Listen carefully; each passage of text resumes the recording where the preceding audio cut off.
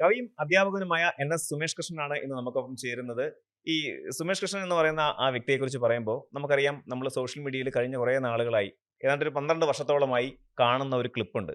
അതായത് തിരുവനന്തപുരം ഭാഷയെക്കുറിച്ച് അദ്ദേഹം ഇങ്ങനെ ക്ലീനായിട്ട് ഈ പല ഏരിയകളിലെ ഭാഷ ഇങ്ങനെയാണ് എന്ന് വ്യക്തമായി പറയുന്ന ഒരു ചാനൽ ഷോയുടെ ഒരു ക്ലിപ്പ്. അത് കാണുമ്പോൾ പലരും ഭയങ്കര അതിശയത്തോടെ അത് കണ്ടുകൊണ്ടിരുന്നുണ്ട്. കാരണം തിരുവനന്തപുരത്തെക്കുറിച്ച്, തിരുവനന്തപുരം ഭാഷയെക്കുറിച്ച് ഇത്രയും ആധികാരികമായിട്ട് അല്ലെങ്കിൽ ഇത്രയും വ്യക്തമായിട്ട് ഒരാൾ പോലും സംസാരിച്ച് നമ്മൾ കേട്ടിട്ടില്ല. ഒരുപാട് മഹാരഥന്മാർ നമ്മുടെ തിരുവനന്തപുരത്ത് ഉണ്ടായിട്ടുണ്ട്. അവരാരും ഈ തിരുവനന്തപുരത്തിൻ്റെ ശൈലി, തിരുവനന്തപുരം എങ്ങനെയാണ് സംസാരിക്കുന്നതെന്ന് ഇത്രയും വ്യക്തമായിട്ട് പറഞ്ഞിട്ടില്ല. അതാദ്യമായി ഞാൻ കേൾക്കുന്നത് അങ്ങയിൽ നിന്നാണ്. ശരിക്കും പറഞ്ഞാൽ വെൽക്കം ടു ദ ഷോ. ഈ 12 വർഷമായി ആ ഒരു വീഡിയോ ക്ലിപ്പ് ഇറങ്ങിയിട്ട്, അല്ലെങ്കിൽ ആ ഒരു ഷോ കഴിഞ്ഞിട്ട് 12 വർഷമായി. ഈ 12 വർഷത്തിനിടയിൽ തിരുവനന്തപുരത്തിന് ഒരുപാട് മാറ്റങ്ങൾ സംഭവിച്ചു. കാരണം ഒരു തലമുറ തന്നെ ഒരു പക്ഷേ ആ ഒരു സമയത്തിനുള്ളിൽ മാറിപ്പോയിട്ടുണ്ട്. നമ്മൾ അന്ന് കേട്ട തിരുവനന്തപുരം ഭാഷ, അല്ലെങ്കിൽ അന്ന് എനിക്കൊരു പക്ഷേ തോന്നുന്നത് സിനിമകളിലൂടെ സുരാജ് വെഞ്ഞാറമൂട് ഉൾപ്പെടെയുള്ള പുതിയ കലാകാരന്മാർ സിനിമയിലേക്ക് വന്ന സമയത്ത് അവർ തിരുവനന്തപുരത്തിനെ പ്രതിനിധീകരിക്കാൻ ഉപയോഗിച്ച ഒരു ലാംഗ്വേജ് ഉണ്ട്. ഈ എന്തര്, അല്ലെങ്കിൽ എന്തരടേ, എന്തര് പറയണടേ എന്നൊക്കെ പറയുന്ന ആ ഒരു ഭാഷ, അന്ന് അങ്ങ് ആ ഒരു ഷോയിൽ ഒരുപാട് അതിനെ ഇങ്ങനെ എതിർത്ത് സംസാരിച്ചു. ഒരിക്കലും തിരുവനന്തപുരംകാർ അങ്ങനെ ഒരു ഭാഷ സംസാരിച്ചിട്ടില്ല എന്ന് പറയുന്നു. ശരിക്കും നമ്മുടെ തിരുവനന്തപുരം ജില്ലയിൽ എത്ര ഭാഷകളുണ്ട്, അല്ലെങ്കിൽ എത്ര ഭാഷാ ശൈലികളുണ്ട്? സത്യത്തിൽ അത് ഓരോ നാട്ടിലും പോകുമ്പോഴാണ് നമുക്ക് കൂടുതൽ മനസ്സിലാവുന്നത്. ഇപ്പം ഞാനിപ്പോൾ ഈ ഒരു ഡ്യൂട്ടിയുടെ ഭാഗമായിട്ട് നെടുമ്പ്രം പഞ്ചായത്തിൽ പോവുകയാണ്, തിരുവല്ലായ്ക്കടുത്ത്, തിരുവല്ലയിൽ. എൻ്റെ ജോലി സ്ഥലത്തിനടുത്ത്. പോകുന്ന സമയത്ത് ഒരു ഓട്ടോയിലിരുന്ന് ഞാനിങ്ങനെ സഞ്ചരിക്കും. ഓട്ടോക്കാരൻ്റെ വീട്ടിൽ എന്നെ കൊണ്ടുപോയി, ഒരു കുട എടുക്കാൻ വേണ്ടി കൊണ്ടുപോയി. അപ്പോൾ രണ്ട് സൈഡിൽ പുള്ളിയുടെ ചേട്ടൻ താമസിച്ചിരുന്നൊരു സ്ഥലമാണ്, അതിപ്പോൾ അടച്ചിട്ടിരിക്കുക സാറേ. ഞാൻ ചോദിച്ചു, എന്താ പുള്ളി ഇവിടുന്ന് ഒഴിവാക്കിയത്? ഓ, വെള്ളം അടിച്ചുകൊണ്ട് വന്നാൽ ഭയങ്കര മറിപ്പാ. ഇങ്ങനെ ഒരു വാക്ക് ഞാൻ കേട്ടിട്ടേ ഇല്ല. പ്രശ്നമാണ് എന്ന് പറയുന്നതിന്റെ കാര്യം, നേരെ നിൽക്കുന്ന ഒരു കുടുംബ സെറ്റപ്പിനെ മറിച്ചിടുന്നവൻ, അങ്ങനെയാണ് മറിപ്പ് എന്ന വാക്ക് വന്നത്. അതുകൊണ്ട് ഇത് മറ്റൊരു ജില്ലയിലാണെന്ന് പറയാം. തിരുവനന്തപുരം ജില്ലയിൽ നമ്മളെ സംസാരിക്കുമ്പോഴേ മനസ്സിലാവുള്ളൂ വ്യത്യസ്തമായ ഭാഷ, ഏതേത് തരത്തിലാണത് ഉപയോഗിക്കുന്നതെന്ന് മനസ്സിലാവുള്ളൂ. ഇപ്പോൾ തിരുവനന്തപുരത്തിന് അതിൽ നമുക്കറിയാം, വർക്കല, അതും തിരുവനന്തപുരം. വർക്കലയിലെ ഭാഷ അല്ല വെള്ളറട വരുമ്പോഴോ അല്ലെങ്കിൽ കാരക്കോണത്ത് വരുമ്പോഴോ ഒന്നും അങ്ങനെയൊന്നും അല്ല. എന്നുവെച്ചാൽ ഇത് വ്യത്യാസപ്പെടുത്തുന്നത് അവരുടെ ജീവിത രീതിയാകാം, ഇവരുടെ തൊഴിലാകാം, ഈ പ്രകൃതി ആവാം, ഇങ്ങനെ പലതും അങ്ങനെ വ്യത്യാസപ്പെടും. ഈ പറയുന്ന പല കാരണങ്ങൾ കൊണ്ടാണ് തിരുവനന്തപുരത്ത് ഇത്രയും വ്യത്യാസമുണ്ട്. പിന്നെ വന്നുകൂടുന്നവരുടെ എണ്ണം കൂടിയ ജില്ലയാണ് തിരുവനന്തപുരം. അതാണ് എൻ്റെ പ്രത്യേകത. ഇപ്പോൾ അത് കുറേയൊക്കെ കൊച്ചിയും ആയിട്ട് തുടങ്ങിയിട്ടുണ്ട്. കൊച്ചി ഇപ്പോൾ സിനിമാ നഗരമായിരുന്നു. പണ്ട് കാലത്ത് തിരുവനന്തപുരം സിനിമാ നഗരം കൂടിയായി. അപ്പോൾ എല്ലാവരും വന്നു ചേരുന്ന സ്ഥലം, ഔദ്യോഗിക നഗരമാണ്, എല്ലാവരും വന്നു ചേരുന്ന സ്ഥലമാണ്, ഭരണസിര കേന്ദ്രമുള്ള സ്ഥലമാണ്. അപ്പോൾ അങ്ങനെ ഒരു പ്രത്യേകതയുണ്ട്. അതുകൊണ്ട് തന്നെ പലയിടങ്ങളിൽ നിന്നും ബിച്ചു തിരുമലയുടെ പാട്ടിൽ തന്നെ വളരെ വ്യക്തമായിട്ടതുണ്ട്. വാഗപ്പൂവും മരം ചൂടും വാരിളം പൂങ്കുലയ്ക്കുള്ളിൽ വാടകയ്ക്കൊരു മുറിയെടുത്തു വടക്കൻ തെന്നിലെന്നാണ്. പണ്ട് വടക്കുന്ന ആളുകൾ സെക്രട്ടേറിയറ്റ് ജോലി കിട്ടി വന്ന പിന്നെ ട്രാൻസ്ഫർ ഇല്ല. അപ്പോൾ വാടകയ്ക്ക് ആദ്യം മുറിയെടുക്കേ തരവുള്ളൂ. പിന്നെ അവിടെ ഇരുന്നു കൊണ്ട് പിന്നെ സറണ്ടറൊക്കെ എഴുതി മാറുന്ന പൈസ കൊണ്ട് ഇവിടെ എവിടെയെങ്കിലും ശാസ്താമംഗലത്തോ അവിടെ എവിടെയെങ്കിലും ഒരു വീട് വയ്ക്കും. എന്നിട്ട് കുടുംബമായി ഇവിടെ താമസിക്കും. ആണ് പാട്ടിൽ നിന്ന് നമ്മൾ ജീവിതം പഠിക്കുന്നത്. അങ്ങനെ പിന്നെ തിരുവനന്തപുരത്തുകാരെ മാറുകയാണ്. അപ്പോഴുള്ള പ്രത്യേകത, ഒരു ഘട്ടം വരെ അവർക്ക് സ്വന്തം വീടും ഓഫീസും മാത്രമേ അറിയാവൂ. അതുകൊണ്ടാണ് തിരുവനന്തപുരത്തുകാർ വഴി പറഞ്ഞു കൊടുത്ത് തെറ്റിക്കുന്നു എന്നൊക്കെ പറഞ്ഞു. തിരുവനന്തപുരത്തുകാർ വഴി പറഞ്ഞ് തെറ്റിക്കുന്നതല്ല, വരുത്തന്മാർ വഴി പറഞ്ഞു കൊടുത്ത് തെറ്റിക്കുന്നത്. തിരുവനന്തപുരത്തുകാർക്ക് കൃത്യമായിട്ട് അറിയാം, കൈതമുക്കിന്ന് എങ്ങനെ കട്ട് ചെയ്ത് കയറിയാൽ പേട്ടയിലെത്താം അല്ലെങ്കിൽ പട്ടത്തെത്താമെന്ന് അവർ കൃത്യമായിട്ട് അറിയാം. ആ വഴിയിലൂടെ നടന്നു പോയവരുമായിരിക്കും. പിന്നെ ഒരു കാര്യം ഞാൻ ആദ്യമായി സൂചിപ്പിക്കട്ടെ, ഈ തിരുവനന്തപുരത്തെ ഭാഷ ഈ സുരാജ് വെഞ്ഞാറമൂടിലല്ല ആദ്യം വരുന്നത്. എത്രയോ കാലം മുമ്പ് തിരുവനന്തപുരത്തെ ഭാഷ വളരെ മനോഹരമായി അവതരിപ്പിച്ച 2-3 പേരുണ്ട്. 4-5 പേരെ നമുക്ക് ഓർക്കാം. ഒന്ന് തീർച്ചയായും മലയാളത്തിന്റെ മഹാനടനായ മോഹൻലാൽ. തിരുവനന്തപുരത്തുകാരനല്ല, പത്തനംതിട്ടക്കാരനാണ് പുള്ളി. പത്തനംതിട്ട ജനിച്ചു എന്നേ ഉള്ളൂ, വളർന്നത് മുഴുവൻ തിരുവനന്തപുരത്താണ്, ജീവിതം മുഴുവൻ തിരുവനന്തപുരത്ത് തന്നെയാണ്. അദ്ദേഹത്തിന്റെ അച്ഛൻ സെക്രട്ടറിയിലായിരുന്നതുകൊണ്ട് ജീവിതം മുഴുവൻ തിരുവനന്തപുരത്ത് തന്നെയാണ്. അദ്ദേഹത്തിന്റെ അമ്മ പത്തനംതിട്ട ജില്ലക്കാരിയാണ് എന്നുള്ളതേ ഉള്ളൂ. അതുമാത്രമല്ല, അദ്ദേഹം ഇവിടെ ജീവിച്ചു എന്നുള്ളത് കൊണ്ട് തന്നെ അദ്ദേഹത്തിന്റെ ചിത്രം സിനിമ, വേണുനാഗവള്ളിയാണല്ലോ ആ സ്ക്രിപ്റ്റ് എഴുതിയത്, ഓട്ടോയുടെ സ്ക്രിപ്റ്റ് എഴുതിയത്. അതിൽ തന്നെ മോഹൻലാൽ പറഞ്ഞു, മീനക്കുട്ടിക്ക് നല്ല രസ്യ ആയുസ് കൊടുത്ത് ഇട്ടേക്കണെന്നാണ് പ്രാർത്ഥിക്കുന്നത്. ഈ അമ്പലത്തിൽ നിൽക്കുന്നത്. രസികൻ എന്നുവെച്ചാൽ ഏറ്റവും മനോഹരമായത് അല്ലെങ്കിൽ ഏറ്റവും രസാവഹമായ ജീവിതം എന്നുള്ള അർത്ഥത്തിലാണ് രസ്യൻ ആയുസ് എന്നുള്ളത്. ഇപ്പോഴും അമ്മൂമ്മമാർ പറയും. അതെ അതെ ഈ അതുപോലെ ജഗദീഷ് ശ്രീകുമാർ അതെ പകരം വയ്ക്കാനില്ലാത്ത രീതിയിൽ തിരുവനന്തപുരത്തെ ഭാഷ തിരുവനന്തപുരത്തെ ഭാഷ ഉപയോഗിച്ചിട്ടുണ്ട്. സംസാരിച്ചു. ശരിയാണ്. ഇതാണോ ക്രിക്കറ്റ് കളി? ഒരുത്തൻ എറിയുന്നു, ഒരുത്തൻ അടിച്ചു കളയുന്നു. അടിച്ചു കളയാനാണെങ്കിൽ പിന്നെ പുല്ല് എന്തിനിടെ എറിയുന്നത് എന്ന് പറയുമ്പോൾ ഒരു അതെ അതെ സ്വാഭാവികതയുണ്ട്. അതെ ഇത് അപ്പോഴത്തെ ജനറേഷൻ്റെ ഒരു പ്രത്യേകത. അവർ ഇതിനകത്തുള്ള പൊളിറ്റിക്കൽ കറക്റ്റ്നെസ് നോക്കുകയോ അല്ലെങ്കിൽ മറ്റൊന്നും നോക്കുകയോ അങ്ങനെയൊന്നും നോക്കാതെ കലയെ കലയായി മാത്രം ആസ്വദിച്ചു പോയിക്കൊണ്ടിരുന്ന ഒരു അതെ തലമുറയുണ്ടായിരുന്നു. അതെ പിന്നീട് അതിൻ്റെ സമൂഹത്തിൻ്റെ തിയറീസ് മാറിയതിന് ശേഷം വന്ന ആദ്യകാല സിനിമകളിൽ ഒന്നാണ് രാജമാണിക്യം. അതെ അതെ അതിൽ വരുമ്പോൾ ഈ തമിഴ്നാടിനോട് ചേർന്ന് കിടക്കുന്ന ഒരു അതെ ഭാഷയുണ്ട്. അതെ ബോർഡർ ആ ഭാഷയുടെ ഒരു സ്വാധീനം കൂടുതലായിരുന്നു. പിന്നെ സുരാജ് വെഞ്ഞാറമൂട് മലയാളത്തിലെ വലിയ നടൻ തന്നെയാണ്. അദ്ദേഹത്തിന് അതിൽ യാതൊരു വിധമായ സംശയവുമില്ല. പക്ഷെ അദ്ദേഹം ഈ ചില സ്ഥലങ്ങളിലെങ്കിലും തെറ്റിദ്ധരിക്കപ്പെട്ടിട്ടുണ്ട്. അങ്ങനെയാണ് ഈ പ്രശ്നം വന്നത്. അങ്ങനെ സംഭവിച്ചതാണ്. അതെ. അതിനെ പൊതുവിൽ ഈ തെക്കോട്ടുള്ളവരെ കളിയാക്കുന്നൊരു രീതി ഉണ്ട് വടക്കോട്ടുള്ളവർക്ക്. അത് മുമ്പ് കാലത്ത് നേരെ തിരിച്ചായിരുന്നു. മുമ്പ് നമ്മൾ ഇതുപോലെ ചെയ്തിരുന്നു. എങ്ങനെയെന്നറിയാമോ? ഈ പണ്ട് കാലത്ത് ഈ തിരുവനന്തപുരത്താണ് വലിയ വലിയ സ്ഥാപനങ്ങളും ഓഫീസുകളും ഒക്കെ ഉണ്ടായിരുന്നത്. അപ്പോൾ വടക്കോട്ടുള്ളവർക്ക് അത്രയൊന്നും അങ്ങനെ കാണാൻ ഉണ്ടായിരുന്നില്ല. അപ്പോൾ അവരത് കാണാൻ ഇവിടെ വരികയും ഒക്കെ ചെയ്ത സമയത്ത് പലപ്പോഴും തിരുവനന്തപുരത്തുകാരാൽ കളിയാക്കപ്പെടുകയും ഒക്കെ ചെയ്തിട്ടുണ്ട്. ഓക്കെ അപ്പോൾ അത് പിന്നീട് കാലങ്ങൾക്ക് ശേഷം ഈ റിട്ടേൺ കൊടുത്താൽ അടിച്ച് ഇപ്പൊ നിങ്ങളുടെ നാട്ടിലെ കൊല്ലമാണല്ലോ, അതെ, ഞാൻ കൊടുത്താൽ കൊല്ലത്തുകാരനാണ്. കൊല്ലത്തെ കിട്ടുമെന്ന് പറയുമല്ലോ. കൊടുത്താൽ അപ്പൊ കൊല്ലത്തും കിട്ടുന്നു. അപ്പൊ അങ്ങനെ ഒരു പ്രത്യേകതയുണ്ട്. പിന്നെ അങ്ങനെ അതുകൊണ്ടായിരിക്കും ചിലപ്പോൾ ഇപ്പോൾ അവർ കളിയാക്കുന്നതെന്ന് ഞാൻ വിചാരിക്കുന്നു. എന്നാൽ വടക്കൻ ജില്ലകളിലെ ഒരു ഭാഷയും സിനിമയിൽ വരുമ്പോൾ കളിയാക്കപ്പെടുന്നില്ല. ഇല്ല. ഒരു ഭാഷയും കളിയാക്കപ്പെടുന്നില്ല. ഇപ്പോൾ തൃശ്ശൂർ ഭാഷയിൽ സിനിമ വന്നു, പ്രാഞ്ചിഘട്ടം വന്നു, അതെ. പിന്നെ തൂവാനത്തുമ്പികൾ. വടക്കൻ സെൽഫി വന്നു, Classic. തൂവാനത്തുമ്പി വന്നു. ഇതെല്ലാം വന്നിട്ടും അത് കളിയാക്കപ്പെട്ടിട്ടില്ല. പിന്നെ ഒരു കാലഘട്ടത്തിൽ രാജമാണിക്യം വരുന്നതിന് മുമ്പ് വരെ തിരുവനന്തപുരം സ്റ്റൈലിൽ മാത്രമായി അങ്ങനെ സിനിമകൾ അധികം വന്നിട്ടില്ല. അത്രയേ ഉള്ളൂ. അതെ, അതെ. അന്ന് വളരെ ജീവിക്കാൻ വഴിയില്ലാത്ത കഥാപാത്രങ്ങളെ അവതരിപ്പിക്കുമ്പോഴും ഭാഷ നമ്പൂതിരിയുടെ അതെ, ഭാഷയാണ്. അതെ, അതെ. അതെ, ശരിയാണ്. അങ്ങനെ ഉള്ളൂ. എന്നാൽ പിന്നീടാണ് ഈ പ്രാദേശിക ഭാഷകൾക്ക് ജീവനുണ്ട് എന്ന് ഏറ്റവും പുതിയ തലമുറ, നമ്മൾ സാധാരണ കളിയാക്കുന്ന ആളുണ്ടല്ലോ, അതെ, അതെ. സാമൂഹ്യ ബോധം ഇല്ലാത്തവരെന്നും പ്രതിബദ്ധത ഇല്ലാത്തവരെന്നൊക്കെ നമ്മൾ വിളിക്കുന്ന ചില തലമുറകളുണ്ടല്ലോ, അവരാണ് സത്യത്തിൽ ഈ പ്രാദേശിക ഭാഷയുടെ ചന്തവും സുഗന്ധവും തിരിച്ചു കൊണ്ടുവന്നത്. അതെ, അതെ. സിനിമ പോലെ ഇത്രയും എലാബറേറ്റഡ് ആയ ഒരു മാധ്യമത്തിലേക്ക് അതിനെ തിരിച്ചു കൊണ്ടുവന്ന അവർ തന്നെയാണ്. അതിൽ യാതൊരു സംശയവുമില്ല. ആ കാര്യത്തിൽ എനിക്ക് അവരോടൊക്കെ വളരെ ബഹുമാനമുണ്ട്. നമ്മുടെ ഭാഷ നമ്മുടെ ഐഡന്റിറ്റി കാർഡാണ് അതെ, അതെ. എന്നാണ് ഞാൻ വിചാരിക്കുന്നത് എപ്പോഴും. അല്ല, എനിക്ക് മനസ്സിലായ ഒരു കാര്യം എന്ന് പറഞ്ഞാൽ 12 വർഷത്തെ മുമ്പുള്ള വീഡിയോ ആണ്. അന്നൊരു വലിയ വലിയ ശൈലികളെക്കുറിച്ച് തിരുവനന്തപുരത്തിൻ്റെ പല ഭാഗങ്ങളിലെ ഇപ്പോൾ കരമനയിൽ പോലും 2 ഭാഷയും 2 സംസ്കാരവും ഉണ്ടെന്ന് അങ്ങ് പറഞ്ഞിട്ടുണ്ടായിരുന്നു.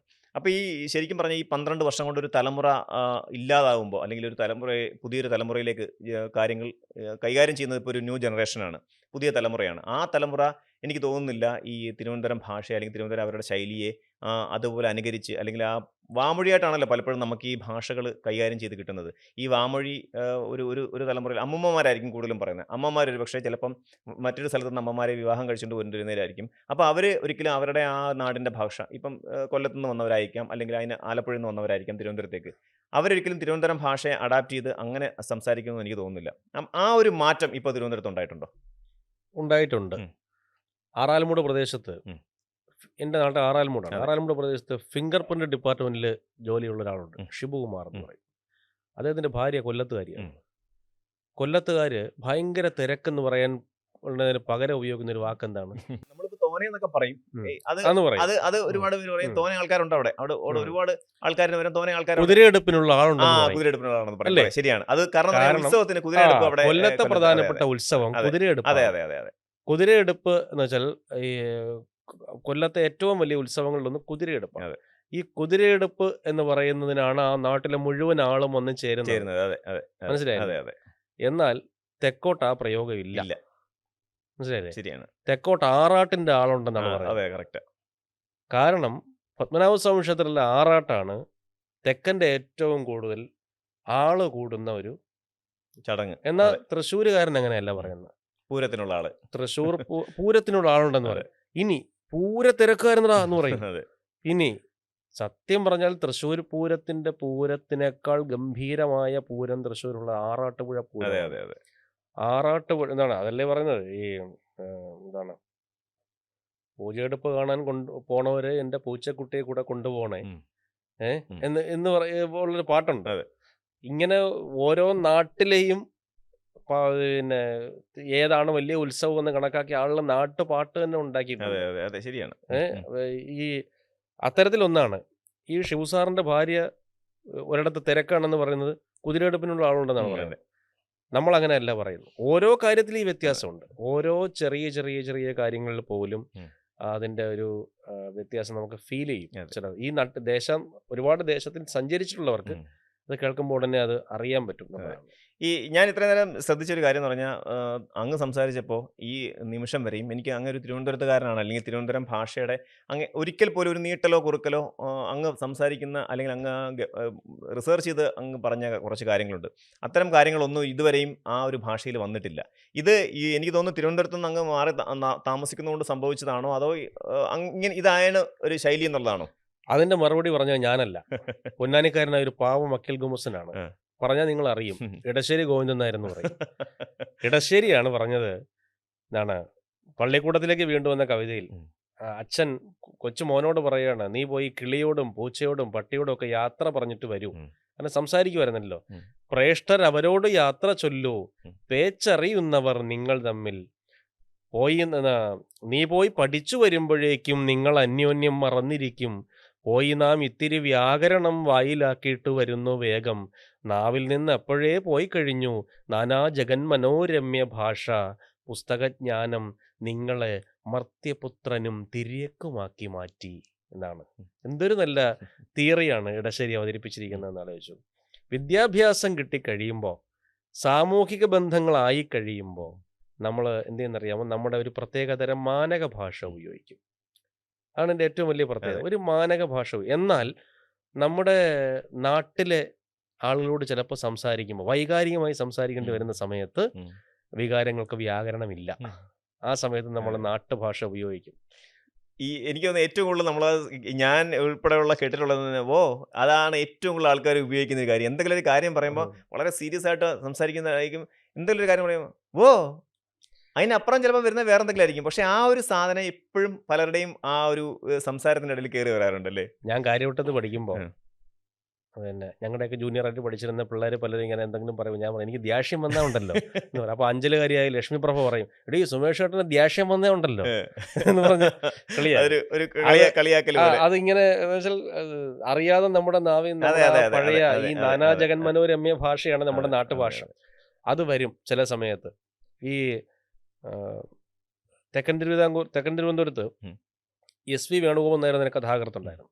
ഒരുപക്ഷെ കാക്കനാടനെ പോലെ അല്ലെങ്കിൽ മാധവിക്കുട്ടിക്ക് ശേഷം മലയാളം കണ്ട ഏറ്റവും ജീനിയസ് ആയ കഥാകൃത്തായിരുന്നു അദ്ദേഹത്തിൻ്റെ ചില കഥകളിലൊക്കെ തെക്കിൻ്റെ ഭാഷ ഉപയോഗിച്ചിട്ടുണ്ട്, വളരെ സുന്ദരമായി ഉപയോഗിച്ചിട്ടുണ്ട്.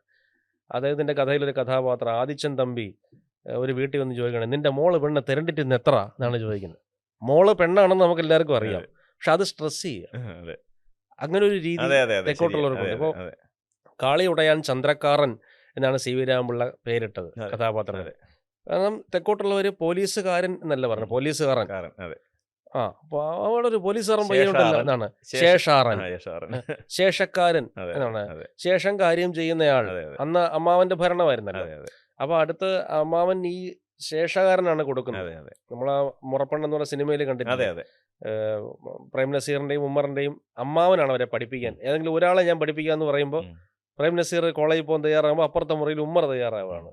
എന്നോട് അമ്മാവൻ പറഞ്ഞിട്ടുണ്ട് എന്ന് പറഞ്ഞിട്ട് അദ്ദേഹം ഇറങ്ങിയപ്പോൾ പിന്നെ പ്രേം നസീർ അനിയൻ നീ പോയി പഠിച്ചോന്ന് പറയും. അപ്പൊ ഈ ഇത്തരത്തിലുള്ള ഈ അമ്മാവൻ ഭരണത്തിന്റെ ഒരു വാക്കാണ് ഈ ശേഷകാരൻ എന്നുള്ളത്. ശേഷം കാര്യം ചെയ്യുന്നതാണ്. അതുപോലെ ചില സ്ഥാപനങ്ങളിൽ നിന്ന് ചില വാക്കുകൾ വന്നിട്ടുണ്ട്. ഇപ്പോ ഇതല്ലേ രണ്ടാമത് പോകുന്നില്ലേ നിന്റെ കക്ഷി എന്ന് ചോദിക്കും. ഈ വാക്ക് ആലപ്പുഴയിൽ നിന്ന് വന്നതാണ്. ആലപ്പുഴയിലാണ് ആദ്യകാലത്ത് കോടതി ഉണ്ടായിരുന്നത്. ഇടശ്ശേരി പൊന്നാനിയിൽ നിന്ന് ആലപ്പുഴ കോടതിയിലാണ് വക്കീൽ ഗുമസ്തനായിട്ട് വരുന്നത്. ആലപ്പുഴ കോടതി ഉണ്ടായിരുന്നു.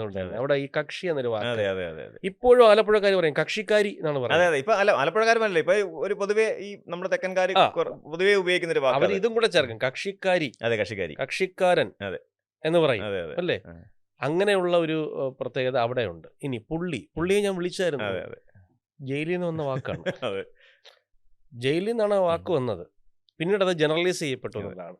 ഇങ്ങനെയുള്ള ഒരുപാട് വാക്കുകളുണ്ട്. അതെ ഇനി ഒടപ്പറന്നോളം, ഉം, ഏ ഉം, ഉദാഹരണത്തിന് സിസ്റ്റർ ഉം. എന്ന് വിളിക്കുന്നത് പോലെയോ അല്ലെങ്കിൽ സഹോദരി എന്ന് പറയുന്നത് പോലെ അല്ല ഒടപ്പറന്നോളം വരുന്നത്. അത് അതെ ശ്വാസം പുറത്തേക്ക് വരുന്നത് അതെ പോലെ അതെ അത്ര വളരെ ഈസി ആയിട്ട് വരുന്ന ഒരു വാക്കാണ്. ഒടപ്പറന്നോളം എന്ന് പറയുമ്പോൾ ഒരു ആത്മബന്ധമുണ്ട്. ഉം, അത് വടക്കോട്ടുള്ള ഒരു പിന്നെ ഓപ്പോൾ എന്ന് വിളിക്കും അതെ അതിനെ ചുരുക്കി. ഉം. വടക്കോട്ടുള്ളവരുടെ പ്രത്യേകത അവർ ഭാഷ ചുരുക്കി ഉപയോഗിക്കുന്നവരാണ്. ആ, ഈ ഉടപ്പറന്നവളുടെ ചെറിയ ഇതാണല്ലേ ആ, ഓപ്പോൾ. ഓപ്പോൾ. ആ, ഉടപ്പിറന്നോൾ ആണ് ആ, ഓപ്പോൾ. ഓപ്പോൾ. ഒപ്പം പിറന്നോളാണ് ഓപ്പോൾ. ഉം, എന്നുവെച്ചാൽ ആ, ഒരു വീട്ടിൽ ജനിച്ച ഒരു പിന്നെ അമ്മയിൽ നിന്ന് ജനിച്ചവരാണ്. ഉം, ഒപ്പം ഉം, ഉം. ജനിച്ച ആണ് ഓപ്പോൾ എന്ന് പറയുന്നത്. അത് അതിനുശേഷം ഇങ്ങോട്ട് വരുമ്പോൾ, തെക്കോട്ട് വരുമ്പോൾ ആൾ ഈ ഉടപ്പിറന്നോളെന്ന് പറഞ്ഞ പോലെ തന്നെ വേറൊരു വാക്കുണ്ട്, മദിനി. ഉം. എന്ന് വെച്ചാൽ നമ്മൾ കസിൻ എന്നൊക്കെ പറയും, അതെ അതെ മദിനി. അതെ ഞാനത് ഒരു പഴയ വീഡിയോയിൽ അത് പറഞ്ഞിട്ടുണ്ട്. ഈ പട്ടിയക്കാല ഭാഗത്തൊക്കെ നമ്മൾ നിൽക്കുമ്പോൾ, ചില ചായക്കടലിലൊക്കെ നിൽക്കുമ്പോൾ, ഈ വയലിലൊക്കെ പോയിട്ട് വരുന്ന അമ്മച്ചിമാര് ഉം. തങ്ങളുടെ സംസാരിക്കും. നിന്റെ മൈനിയും കൂടെ മെനിഞ്ഞാന്ന് ഇങ്ങോട്ട് വരേ ഏത് എന്ന് ചോദിക്കും. അതെ അതെ വരികയാണോ ശരിയാ ചെയ്തത് ശരിയാണ് കറക്റ്റാണ് എന്ന് കറക്റ്റാണ് പറയും. പറഞ്ഞ കറക്റ്റാണ്. അത് ഞാൻ ഈ പിന്നെ എൻ്റെ അമ്മ വീട് ഇവിടെ കിളിമാനൂര് വെള്ളലൂർ എന്ന് പറയുന്ന സ്ഥലത്താണ്. ആ കിളിമാനൂര് ഉം, കിളിമാനൂരിൽ ഉം, നിന്ന് അകത്തോട്ട് ഉം. പോകണം. അവിടെ ഈ പറയുന്ന രീതിയിലാണ് സംസാരിക്കുന്നത് മുഴുവൻ. അവിടെ ഞാൻ ഈ മദിനി എന്നുള്ള വാക്ക് ഇപ്പം എൻ്റെ അമ്മയും അവര് സഹോദരൻ്റെ ഭാര്യമാരും അവരൊക്കെ പരസ്പരം സംബോധന ചെയ്യുന്നത് ഇങ്ങനെ ഈ രീതിയിലാണ്. മദിനി മൈനി എന്ന് പറഞ്ഞ ഈ പോലെ രീതിയിൽ. കിളിമാനൂര് വെള്ളല്ലൂർ എന്ന് പറഞ്ഞ സ്ഥലമില്ലേ, ഉം. അവിടെയൊക്കെ വീട് വയ്ക്കുന്നു എന്നല്ല പറഞ്ഞു, വീട് കെട്ടുന്നു അതെ വീട് കിട്ടുന്നത്. അതെ അല്ലേ. അതെ ഉം. എന്നാ നെയ്യാറ്റിൻകര പറയുന്നത് അങ്ങനെയല്ല, അവൻ വീട് വെച്ചുകൊണ്ടിരിക്കുന്നു. ഉം. ഇപ്പം ഞാൻ വീട് വെച്ചുകൊണ്ടിരിക്കുന്നത് കാണുമ്പോൾ അപ്പുറത്തെ വീട്ടുകാരും പറയും, അത് സൂവിൻ്റെ മൂത്ത മോൻ വീട് വെച്ചുകൊണ്ടിരിക്കുന്നു, വീട് വെച്ചുകൊണ്ടിരിക്കുകയാണ്. അതെ മറ്റേ അങ്ങനെയല്ല, വീട് കെട്ടുകയാണ്. അതെ വീട് കിട്ടുക ശരി വേറൊരു സ്ഥലത്ത് വീട് പണിയുകയാണ്. പണിയുക. ആണ് എൻ്റെ പ്രത്യേകത. അതെ അതെ കറക്റ്റാ. ഇത്തരത്തിൽ ഒരുപാട് വാക്കുകളുടെ വ്യത്യാസം, പ്രയോഗത്തിന്റെ വ്യത്യാസം നമ്മൾ ഈ ഉണ്ട്. ദേശത്തിന്റെ ഓരോ ഭാഷകളെ കുറിച്ച് സംസാരിക്കുന്നതിന് എനിക്ക് അതിനെക്കുറിച്ച് വിശദമായിട്ട് അറിയണം. അതിനു മുമ്പ് എനിക്ക് വേറൊരു കാര്യം ചോദിക്കാനുള്ളതെന്ന് പറഞ്ഞാൽ, നമ്മുടെ ഈ പഴയ ഈ ശൈലികൾ അല്ലെങ്കിൽ നമ്മൾ ഈ വാമൊഴിയായിട്ട് കേട്ട് വന്ന ആ ശൈലികളിൽ പലതും ഇപ്പം കേൾക്കാതെ വരുന്നുണ്ടോ? പല പല ഈ പ്രയോഗങ്ങളും ഇപ്പോൾ ഒഴിവാക്കിയിട്ടുണ്ടോ ആൾക്കാർ? അങ്ങനെ അങ്ങേക്ക് ഏതെങ്കിലും തോന്നിയിട്ടുണ്ടോ? എത്രയോ ഉം. ഒഴിവാക്കിയിട്ടുണ്ട്. ഒരുപാട് ഒരു പ്രയോഗങ്ങൾ അങ്ങനെ ഈ ഒരു കഴിഞ്ഞ ഒരു 10-20 വർഷത്തിനുള്ളിൽ ഒഴിവാക്കി. ഒഴിവാക്കപ്പെട്ട അങ്ങനെ കാരണം എന്താണെന്നറിയാമോ, ഈ പഴയ കാലത്തെ കാര്യങ്ങളൊക്കെ അല്ലെങ്കിൽ പഴയ നാട്ടുപ്രയോഗങ്ങൾ, നാട്ടുഭാഷയൊക്കെ സംസാരിക്കാനുള്ള സ്പേസ് എപ്പോഴാണ്? ഫ്രീ അതെ ആയിട്ടിരിക്കുമ്പോഴാണ്. അതെ ഇപ്പോൾ അതെ ആളുകൾ അതെ ഫ്രീ ഇല്ല അല്ല ആയിട്ടിരിക്കുന്നില്ലല്ലോ. അല്ല അല്ല പണ്ട് കാലത്ത് ഞായറാഴ്ചകളിൽ ഒരു ഹോട്ടൽ തുറക്കൂല, ഉം, ഇപ്പൊ ഉം. ഞായറാഴ്ചയാണ് കൂടുതൽ കച്ചവടം. അതെ അതാണ് എൻ്റെ ഒരു പ്രത്യേകത. പണ്ട് ഈ റെയിൽവേ സ്റ്റേഷനിലൊന്നും ഞായറാഴ്ചകളിൽ വലിയ ഉം, തിരക്കുണ്ടാവാറില്ല പകലൊന്നും. ഇപ്പോൾ എപ്പോഴും തിരക്കാണ്. ഉം, ആളുകൾ ഇപ്പോൾ വലിയ വീടും വെച്ചിട്ടിട്ട് ഉം. പിന്നെ എല്ലാ സമയവും സഞ്ചരിക്കുകയാണ്, അതെ അതെ പുറത്താണ്. അതെ അതെ പണ്ടങ്ങനെയല്ല, ചെറിയ വീടും വെച്ചിട്ടിട്ട് വീട്ടിനകത്ത് തന്നെ ആയിരുന്നു. ജീവിത രീതികൾ മാറി, ശരിയാ. തിരക്കുകൾ ഉം. മാറി, പിന്നെ ബന്ധുക്കളുടെ ഒരു കൂട്ടായ്മകൾ പോലും ഇപ്പം ബന്ധുക്കളുടെ കൂട്ടായ്മകൾ ഇല്ല പോലും ഇല്ല. ഇല്ല വാട്സാപ്പിൽ അറിയുന്നു അത്രേ എന്നുള്ളതേ ഉള്ളൂ ഉള്ളൂ അത്രേ പലതും. ഉള്ളൂ. ഇനി കുഞ്ഞുങ്ങൾക്ക് ബന്ധുക്കളെ അറിഞ്ഞുകൂടാ. അറിഞ്ഞൂടാ. കുഞ്ഞുങ്ങളെ ബന്ധുക്കളെ അറിയുന്നത് എപ്പോഴാ? കല്യാണം, മരണം. നൂലുകെട്ട്, ഉം, മരണം, ഉം, ഇതുപോലുള്ള ചടങ്ങുകൾക്ക് പോകുമ്പോൾ. ഇപ്പൊ കുഞ്ഞുങ്ങളെ ചടങ്ങുകൾക്ക് ഉം, കൊണ്ടുപോകുന്നില്ല. ഉം. കൊണ്ടുപോയി തന്നെ അവരൊരു മൊബൈലും കൊണ്ട് ഒരു മൂലയിൽ കാണും. ആണ് എൻ്റെ പ്രത്യേകത. ശരിയാണ്. ഒരുപാട് പ്രയോഗങ്ങൾ. ഉദാഹരണത്തിന്, പുളി ഉണങ്ങിയാൽ കൗത്തരയ്ക്കാം, പുളിയങ്ങ ഉണങ്ങിയാലോ എന്ന് പഴയ അമ്മച്ചിമാർ ചോദിക്കും. ഉം, ഉം, ഉം. എന്ന് വെച്ചാൽ കൊച്ചു പിള്ളേർ ഒരല്പം ചടച്ചു പോയാലും ആ പിന്നീട് ലെവലാക്കി എടുക്കാം. പക്ഷെ വലിയവരൊക്കെ അങ്ങനെ സംഭവിച്ചാൽ അവരൊരിക്കലും ഉം. നേരെയാക്കാൻ പറ്റത്തില്ല. പറ്റൂല. അതാണ് എൻ്റെ ഏറ്റവും വലിയ പ്രത്യേകത. ഓക്കെ. ഉണങ്ങിയ പുളി ഉം. അടുത്ത് ഉപയോഗിക്കുന്നതിന് മുമ്പ് കുറച്ച് വെള്ളത്തിൽ കുതിർത്തെടുക്കുന്ന രീതി പണ്ടുണ്ടായിരുന്നു. ഉണ്ടായിരുന്നു. അത് അമ്മിയിൽ അരയ്ക്കുന്ന സ്ത്രീകൾക്ക് അത് ഫീൽ ചെയ്യും. ഉം. അവരൊക്കെ അത് കണക്റ്റ് ആവുള്ളൂ. ഉം. ഇപ്പൊ ആ കോവിത്തരപ്പില്ലല്ലോ, ഇല്ല. പൊടി ഇടലല്ലേ ഉം. ഉള്ളൂ പലതിൻ്റെയും. അതെ എല്ലാത്തിൻ്റെയും അതെ. പൊടി അല്ലെങ്കിൽ ഇടലും. ഇതങ്ങ് മിക്സിയിലിട്ട് കൊടുത്താൽ മതിയല്ലോ. ഇതും കൂടെ ചേർത്ത് പിന്നെ മിക്സിയിലിട്ട് ഇതും കൂടെ ചേർത്ത് ഇതങ്ങ് അടിച്ചു വരും. അങ്ങനെയുള്ള പ്രയോഗങ്ങളാണ് ഈ ഇല്ലാതായിക്കൊണ്ടിരിക്കുന്നത്. അടുക്കളയുമായി ബന്ധപ്പെട്ട പ്രയോഗങ്ങൾ ഇല്ലാതായിക്കൊണ്ടിരിക്കുന്നു. പിന്നെ പൊതു ഇടങ്ങളുമായിട്ടുള്ള വയലുകളുമായിട്ടുള്ള പ്രയോഗങ്ങൾ ഇല്ലാതായിക്കൊണ്ടിരിക്കുന്നു. അങ്ങനെയുള്ള ഒരുപാട് പ്രത്യേകതകൾ ഇപ്പോൾ സംഭവിച്ചുകൊണ്ടിരിക്കുന്നുണ്ട്. ഓക്കെ. കാരണം ഇപ്പോൾ വയലുകൾ അതെ ഇല്ല. ഇല്ലാതായിക്കൊണ്ടിരിക്കുന്നു. എല്ലാ സ്ഥലങ്ങളിലും ചില മൾട്ടിനാഷണൽ കമ്പനികളൊക്കെ ഗ്രാമപ്രദേശങ്ങളിൽ ലക്ഷ്യമാക്കിക്കൊണ്ട് പോവുകയാണ് ഇപ്പോൾ. ഗ്രാമപ്രദേശത്തിൽ ഒരു 50 ഏക്കറോ 400 ഏക്കറോ 150 ഏക്കറോ വാങ്ങുന്നു. സാധാരണക്കാരായ ആളുകളെ മുഴുവൻ അവിടുന്ന് വയലുകൾ ഉൾപ്പെടെ അതെ. 50,000 രൂപ കിട്ടുന്ന വയലിന് 1,50,000 രൂപ കൊടുക്കാന്ന് പറയുമ്പോൾ ആള് വയലുകൾ ഉൾപ്പെടെ വിൽക്കുന്നു. ഇതിനെല്ലാം ചേർത്ത് അവർ വലിയ റോഡാക്കുന്നു, കണ്ടെയ്നർ കൊണ്ടുവരുന്നു, അതെ, അതെ. അതിനെ വേറൊരു നഗരമായി മാറ്റുന്നു. വാണിജ്യം നടക്കുന്നുവെങ്കിലും ആൾവാസ യോഗ്യമല്ലാതാക്കി മാറ്റുന്നു. ഞാൻ അങ്ങ് പറഞ്ഞത് വളരെ ശരിയായിട്ടുള്ളൊരു കാര്യം എന്ന് വെച്ചാൽ, ഞാൻ ഈ കഴിഞ്ഞ കുറേ കാലങ്ങളായിട്ട് ഞാൻ അതായത് അമ്മ വീട് കിളിമാനൂരായത് വെള്ളലൂരായതുകൊണ്ട് തന്നെ ഞാൻ വർഷങ്ങളായിട്ട് അതുവഴി യാത്ര ചെയ്യുന്ന അതുവഴി അവിടെ പോകുന്ന ഒരാളാണ്.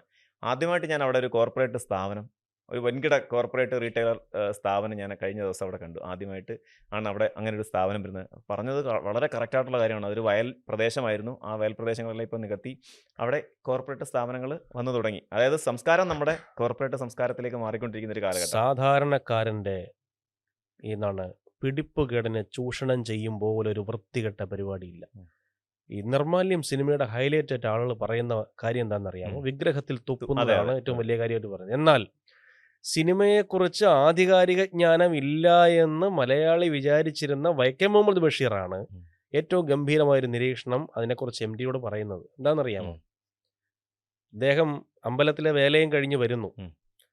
സന്ധ്യാസമയത്ത് ആരാ കഥ കടച്ചിരിക്കുന്നത് എന്ന് പറഞ്ഞ് 2 പ്രാവശ്യം വിളിക്കുന്നു, കേൾക്കുന്നില്ല. 3-ാം തവണ ഒരു മുസ്ലിം കഥാപാത്രം, കുഞ്ഞാണ്ടി സാറാണ് അത് അഭിനയിച്ചിരിക്കുന്നത്. മുസ്ലിം കഥാപാത്രം ഇറങ്ങി വന്നിട്ട് അദ്ദേഹത്തിന് പൈസ എന്തോ കൊടുക്കാനുണ്ട് അവർ. അപ്പോൾ അദ്ദേഹത്തിൻ്റെ കയ്യിൽ ആ മണി പേഴ്സ് ഇങ്ങനെ ബെൽറ്റിൽ ഘടിപ്പിച്ചിരിക്കുക. അതിങ്ങനെ ടപ്പനെ അടച്ചിട്ട് ഇറങ്ങി പോകുന്നു. അപ്പോൾ അദ്ദേഹം ചോദിക്കുന്നുണ്ട്, എൻ്റെ 4 മക്കളെ പെറ്റ നാരായണിയാണോ നീ? എൻ്റെ 4 മക്കളെ പെറ്റ നീയാണോ നാരായണി? ഇങ്ങനെ എന്ന് വെച്ചാൽ സാധാരണക്കാരൻ്റെ ദൈന്യതയെ ചോദ്യം ചെയ്യുന്ന ദൈന്യതയെ ചൂഷണം ചെയ്യുന്ന രംഗമാണ് ആ സിനിമയിലെ ഏറ്റവും ക്രൂഷ്യലായ രംഗം എന്ന് പറഞ്ഞത് ഒരു സിനിമാക്കാരനുമല്ല, സാക്ഷാൽ ബഷീറാണ്. കാരണം എഴുത്തുകാരൻ്റെ 3-ാം കണ്ണുകൊണ്ടേ അത് കാണാൻ പറ്റും. അതുപോലെ സാധാരണക്കാരൻ്റെ ദാരിദ്ര്യത്തിന് ചൂഷണം ചെയ്തിട്ടാണ് ഈ കോർപ്പറേറ്റ് മുതലാളിമാർ വളരുന്നത്. അതിന് പരിസരത്തെ രാഷ്ട്രീയ സാമൂഹിക ആളുകളെയും കൂടി അവരിനകത്ത് എടുത്ത് ചേർക്കും. 1700 കോടിയിൽ 1500 കോടിയിൽ ഒരു പ്രോജക്റ്റ് വരുമ്പോൾ അതിൽ നിന്ന് എന്ത് കിട്ടും എന്നുള്ളത് മറ്റു പലരും, ഏറ്റവും വലിയ പ്രത്യേകത. അങ്ങനെ സാധാരണക്കാരായ ആളുകൾക്ക് നിങ്ങൾ ഈ ഓണ സമയത്ത് ഓണത്തുമ്പി ഉണ്ടല്ലോ, എവിടെയെങ്കിലും ഇപ്പൊ കാണാറില്ല. ചില പ്രത്യേക തരത്തിലുള്ള ശലഭങ്ങൾ, ചില പക്ഷികൾ. ഈ കോവിഡ് കാലഘട്ടത്തിലെ ഞാൻ രാവിലെ നടക്കാൻ പോകുമായിരുന്നു. അപ്പോൾ ഒരു 10-100 തത്ത ഈ വയലുകളിലുമൊക്കെ. കാരണം എന്ന് വെച്ചാൽ ഈ വാഹനങ്ങളൊന്നും വെളിയിൽ ഇറങ്ങുന്നില്ല, ആളധികം വെളിയിൽ ഇറങ്ങുന്നില്ല, ലോക്ക്ഡൗൺ ആണ്. ആ സമയത്ത് ഈ പക്ഷി മൃഗാദികൾ അവരുടെ ഒരു ആവാസ വ്യവസ്ഥയെ തിരിച്ചു പിടിച്ചു. ഇവരെല്ലാം ഇവിടെ ആയിരുന്നു എന്നുള്ളതാണ്. വീണ്ടും അത് പഴയ രീതിയിലേക്ക് വന്നു എന്നുള്ളതാണ് ഏറ്റവും പ്രധാനപ്പെട്ട ഒരു കാര്യം. ഈ നമ്മൾ പറഞ്ഞു വന്നതെന്ന് പറഞ്ഞാൽ, നമ്മൾ ഈ തിരുവനന്തപുരത്തെ വിവിധ ഏരിയകളിലെ വിവിധ ഭാഷാ ശൈലികളെ കുറിച്ചാണ്. അപ്പോൾ ഓരോ ഭാഷയ്ക്കും ഓരോ താളം ഉണ്ടെന്ന് മുമ്പ് പറഞ്ഞിട്ടുണ്ട്. ഈ നമ്മളിപ്പം MC റോഡ് വഴി വരുവാണെങ്കിൽ നിലമേൽ കഴിയുമ്പോഴത്തേക്കിന് തിരുവനന്തപുരം തുടങ്ങുകയാണ്. അതുപോലെ നമ്മൾ NH വഴി വരുമ്പോഴത്തേക്കിന് ആറ്റിങ്ങൽ അല്ലെങ്കിൽ ഒരു കല്ലമ്പലം കഴിയുമ്പോഴത്തേക്കിന് തിരുവനന്തപുരം തുടങ്ങുകയാണ്. അങ്ങ് നമ്മൾ പാറശാല അല്ലെങ്കിൽ കളിയിക്കാവിള വരെ പോയി നിൽക്കുന്ന ആ ഒരു വലിയ ഒരു ഏരിയ എന്ന് പറഞ്ഞാൽ അത് തിരുവനന്തപുരത്തിൻ്റെ ഒരു വലിയ പ്രദേശമുണ്ട്. പല ഭാഷകൾ, പല ഭാഷാ ശൈലികൾ അല്ലെങ്കിൽ പല സംസ്കാരങ്ങൾ കൈകാര്യം ചെയ്യുന്നവരുണ്ട്. ഇപ്പം ഞാൻ ഒരു ഉദാഹരണം പറയുകയാണെങ്കിൽ, ഇപ്പം വർക്കല, തിരുവനന്തപുരം കഴിയുമ്പോൾ വർക്കല, ഇടവ, കാപ്പിൽ ഒക്കെ അങ്ങോട്ട് കഴിഞ്ഞ് പോകുമ്പോഴത്തേന് പരവൂർ തുടങ്ങും. പക്ഷേ ഈ പരവൂർ ചെല്ലുമ്പോഴും ഈ ഭാഷയുടെ ഒരു ഇത് മാറുന്നില്ല. തിരുവനന്തപുരം ഭാഷ സംസാരിക്കുന്ന അതേ ഒരു ശൈലിയിലാണ് പരവൂരും. പിന്നെ അങ്ങോട്ട് കൊട്ടിയത്തോട്ടൊക്കെ കയറുമ്പോഴാണ് പതുക്കെ ഇതൊന്ന് മാറി വരുന്നത്. ഈ ഒരു ഭാഷയുടെ ഒരു സ്വാധീനം അവിടെയും കൂടെ പരവൂർ വരെയൊക്കെ അത് പ്രതിഫലിക്കുന്നുണ്ട്. അപ്പോൾ ഈ പലർക്കും തോന്നുന്ന ഒരു ചോദ്യമുണ്ട്. ഈ താളം, അങ്ങ് സംസാരിച്ച പോലെ ഈ താളം ഇതെങ്ങനെയാണ് ഇത് കണ്ടെത്തുന്നത്? ഒരെണ്ണം അങ്ങ് തിരമാലയുടെ പറഞ്ഞു, തറിയുടേത് പറഞ്ഞു. ആ ഒരു ശൈലി അതെങ്ങനെയാണ് രൂപപ്പെടുത്തിയെടുക്കുന്നത്? അത് ഈ ചെയ്യുന്ന തൊഴിലിനനുസരിച്ചും ഇരിക്കും. ഈ കൊട്ടാരക്കര ഭാഗത്ത് നിന്ന്, ഇപ്പം ആയൂർ ഭാഗത്ത് ഞാനൊരിക്കൽ പരിപാടിക്ക് പോയിട്ട് ഒരു അമ്മൂമ്മയോട് ചോദിച്ചു, ഈ ബസ് എങ്ങോട്ട് പോകുന്നതാണെന്ന് പറഞ്ഞു. എനിക്ക് അറിയില്ല, ഞാൻ ഇവിടെ നല്ലപ്പോ അല്ലേ കിളിമാനൂർ.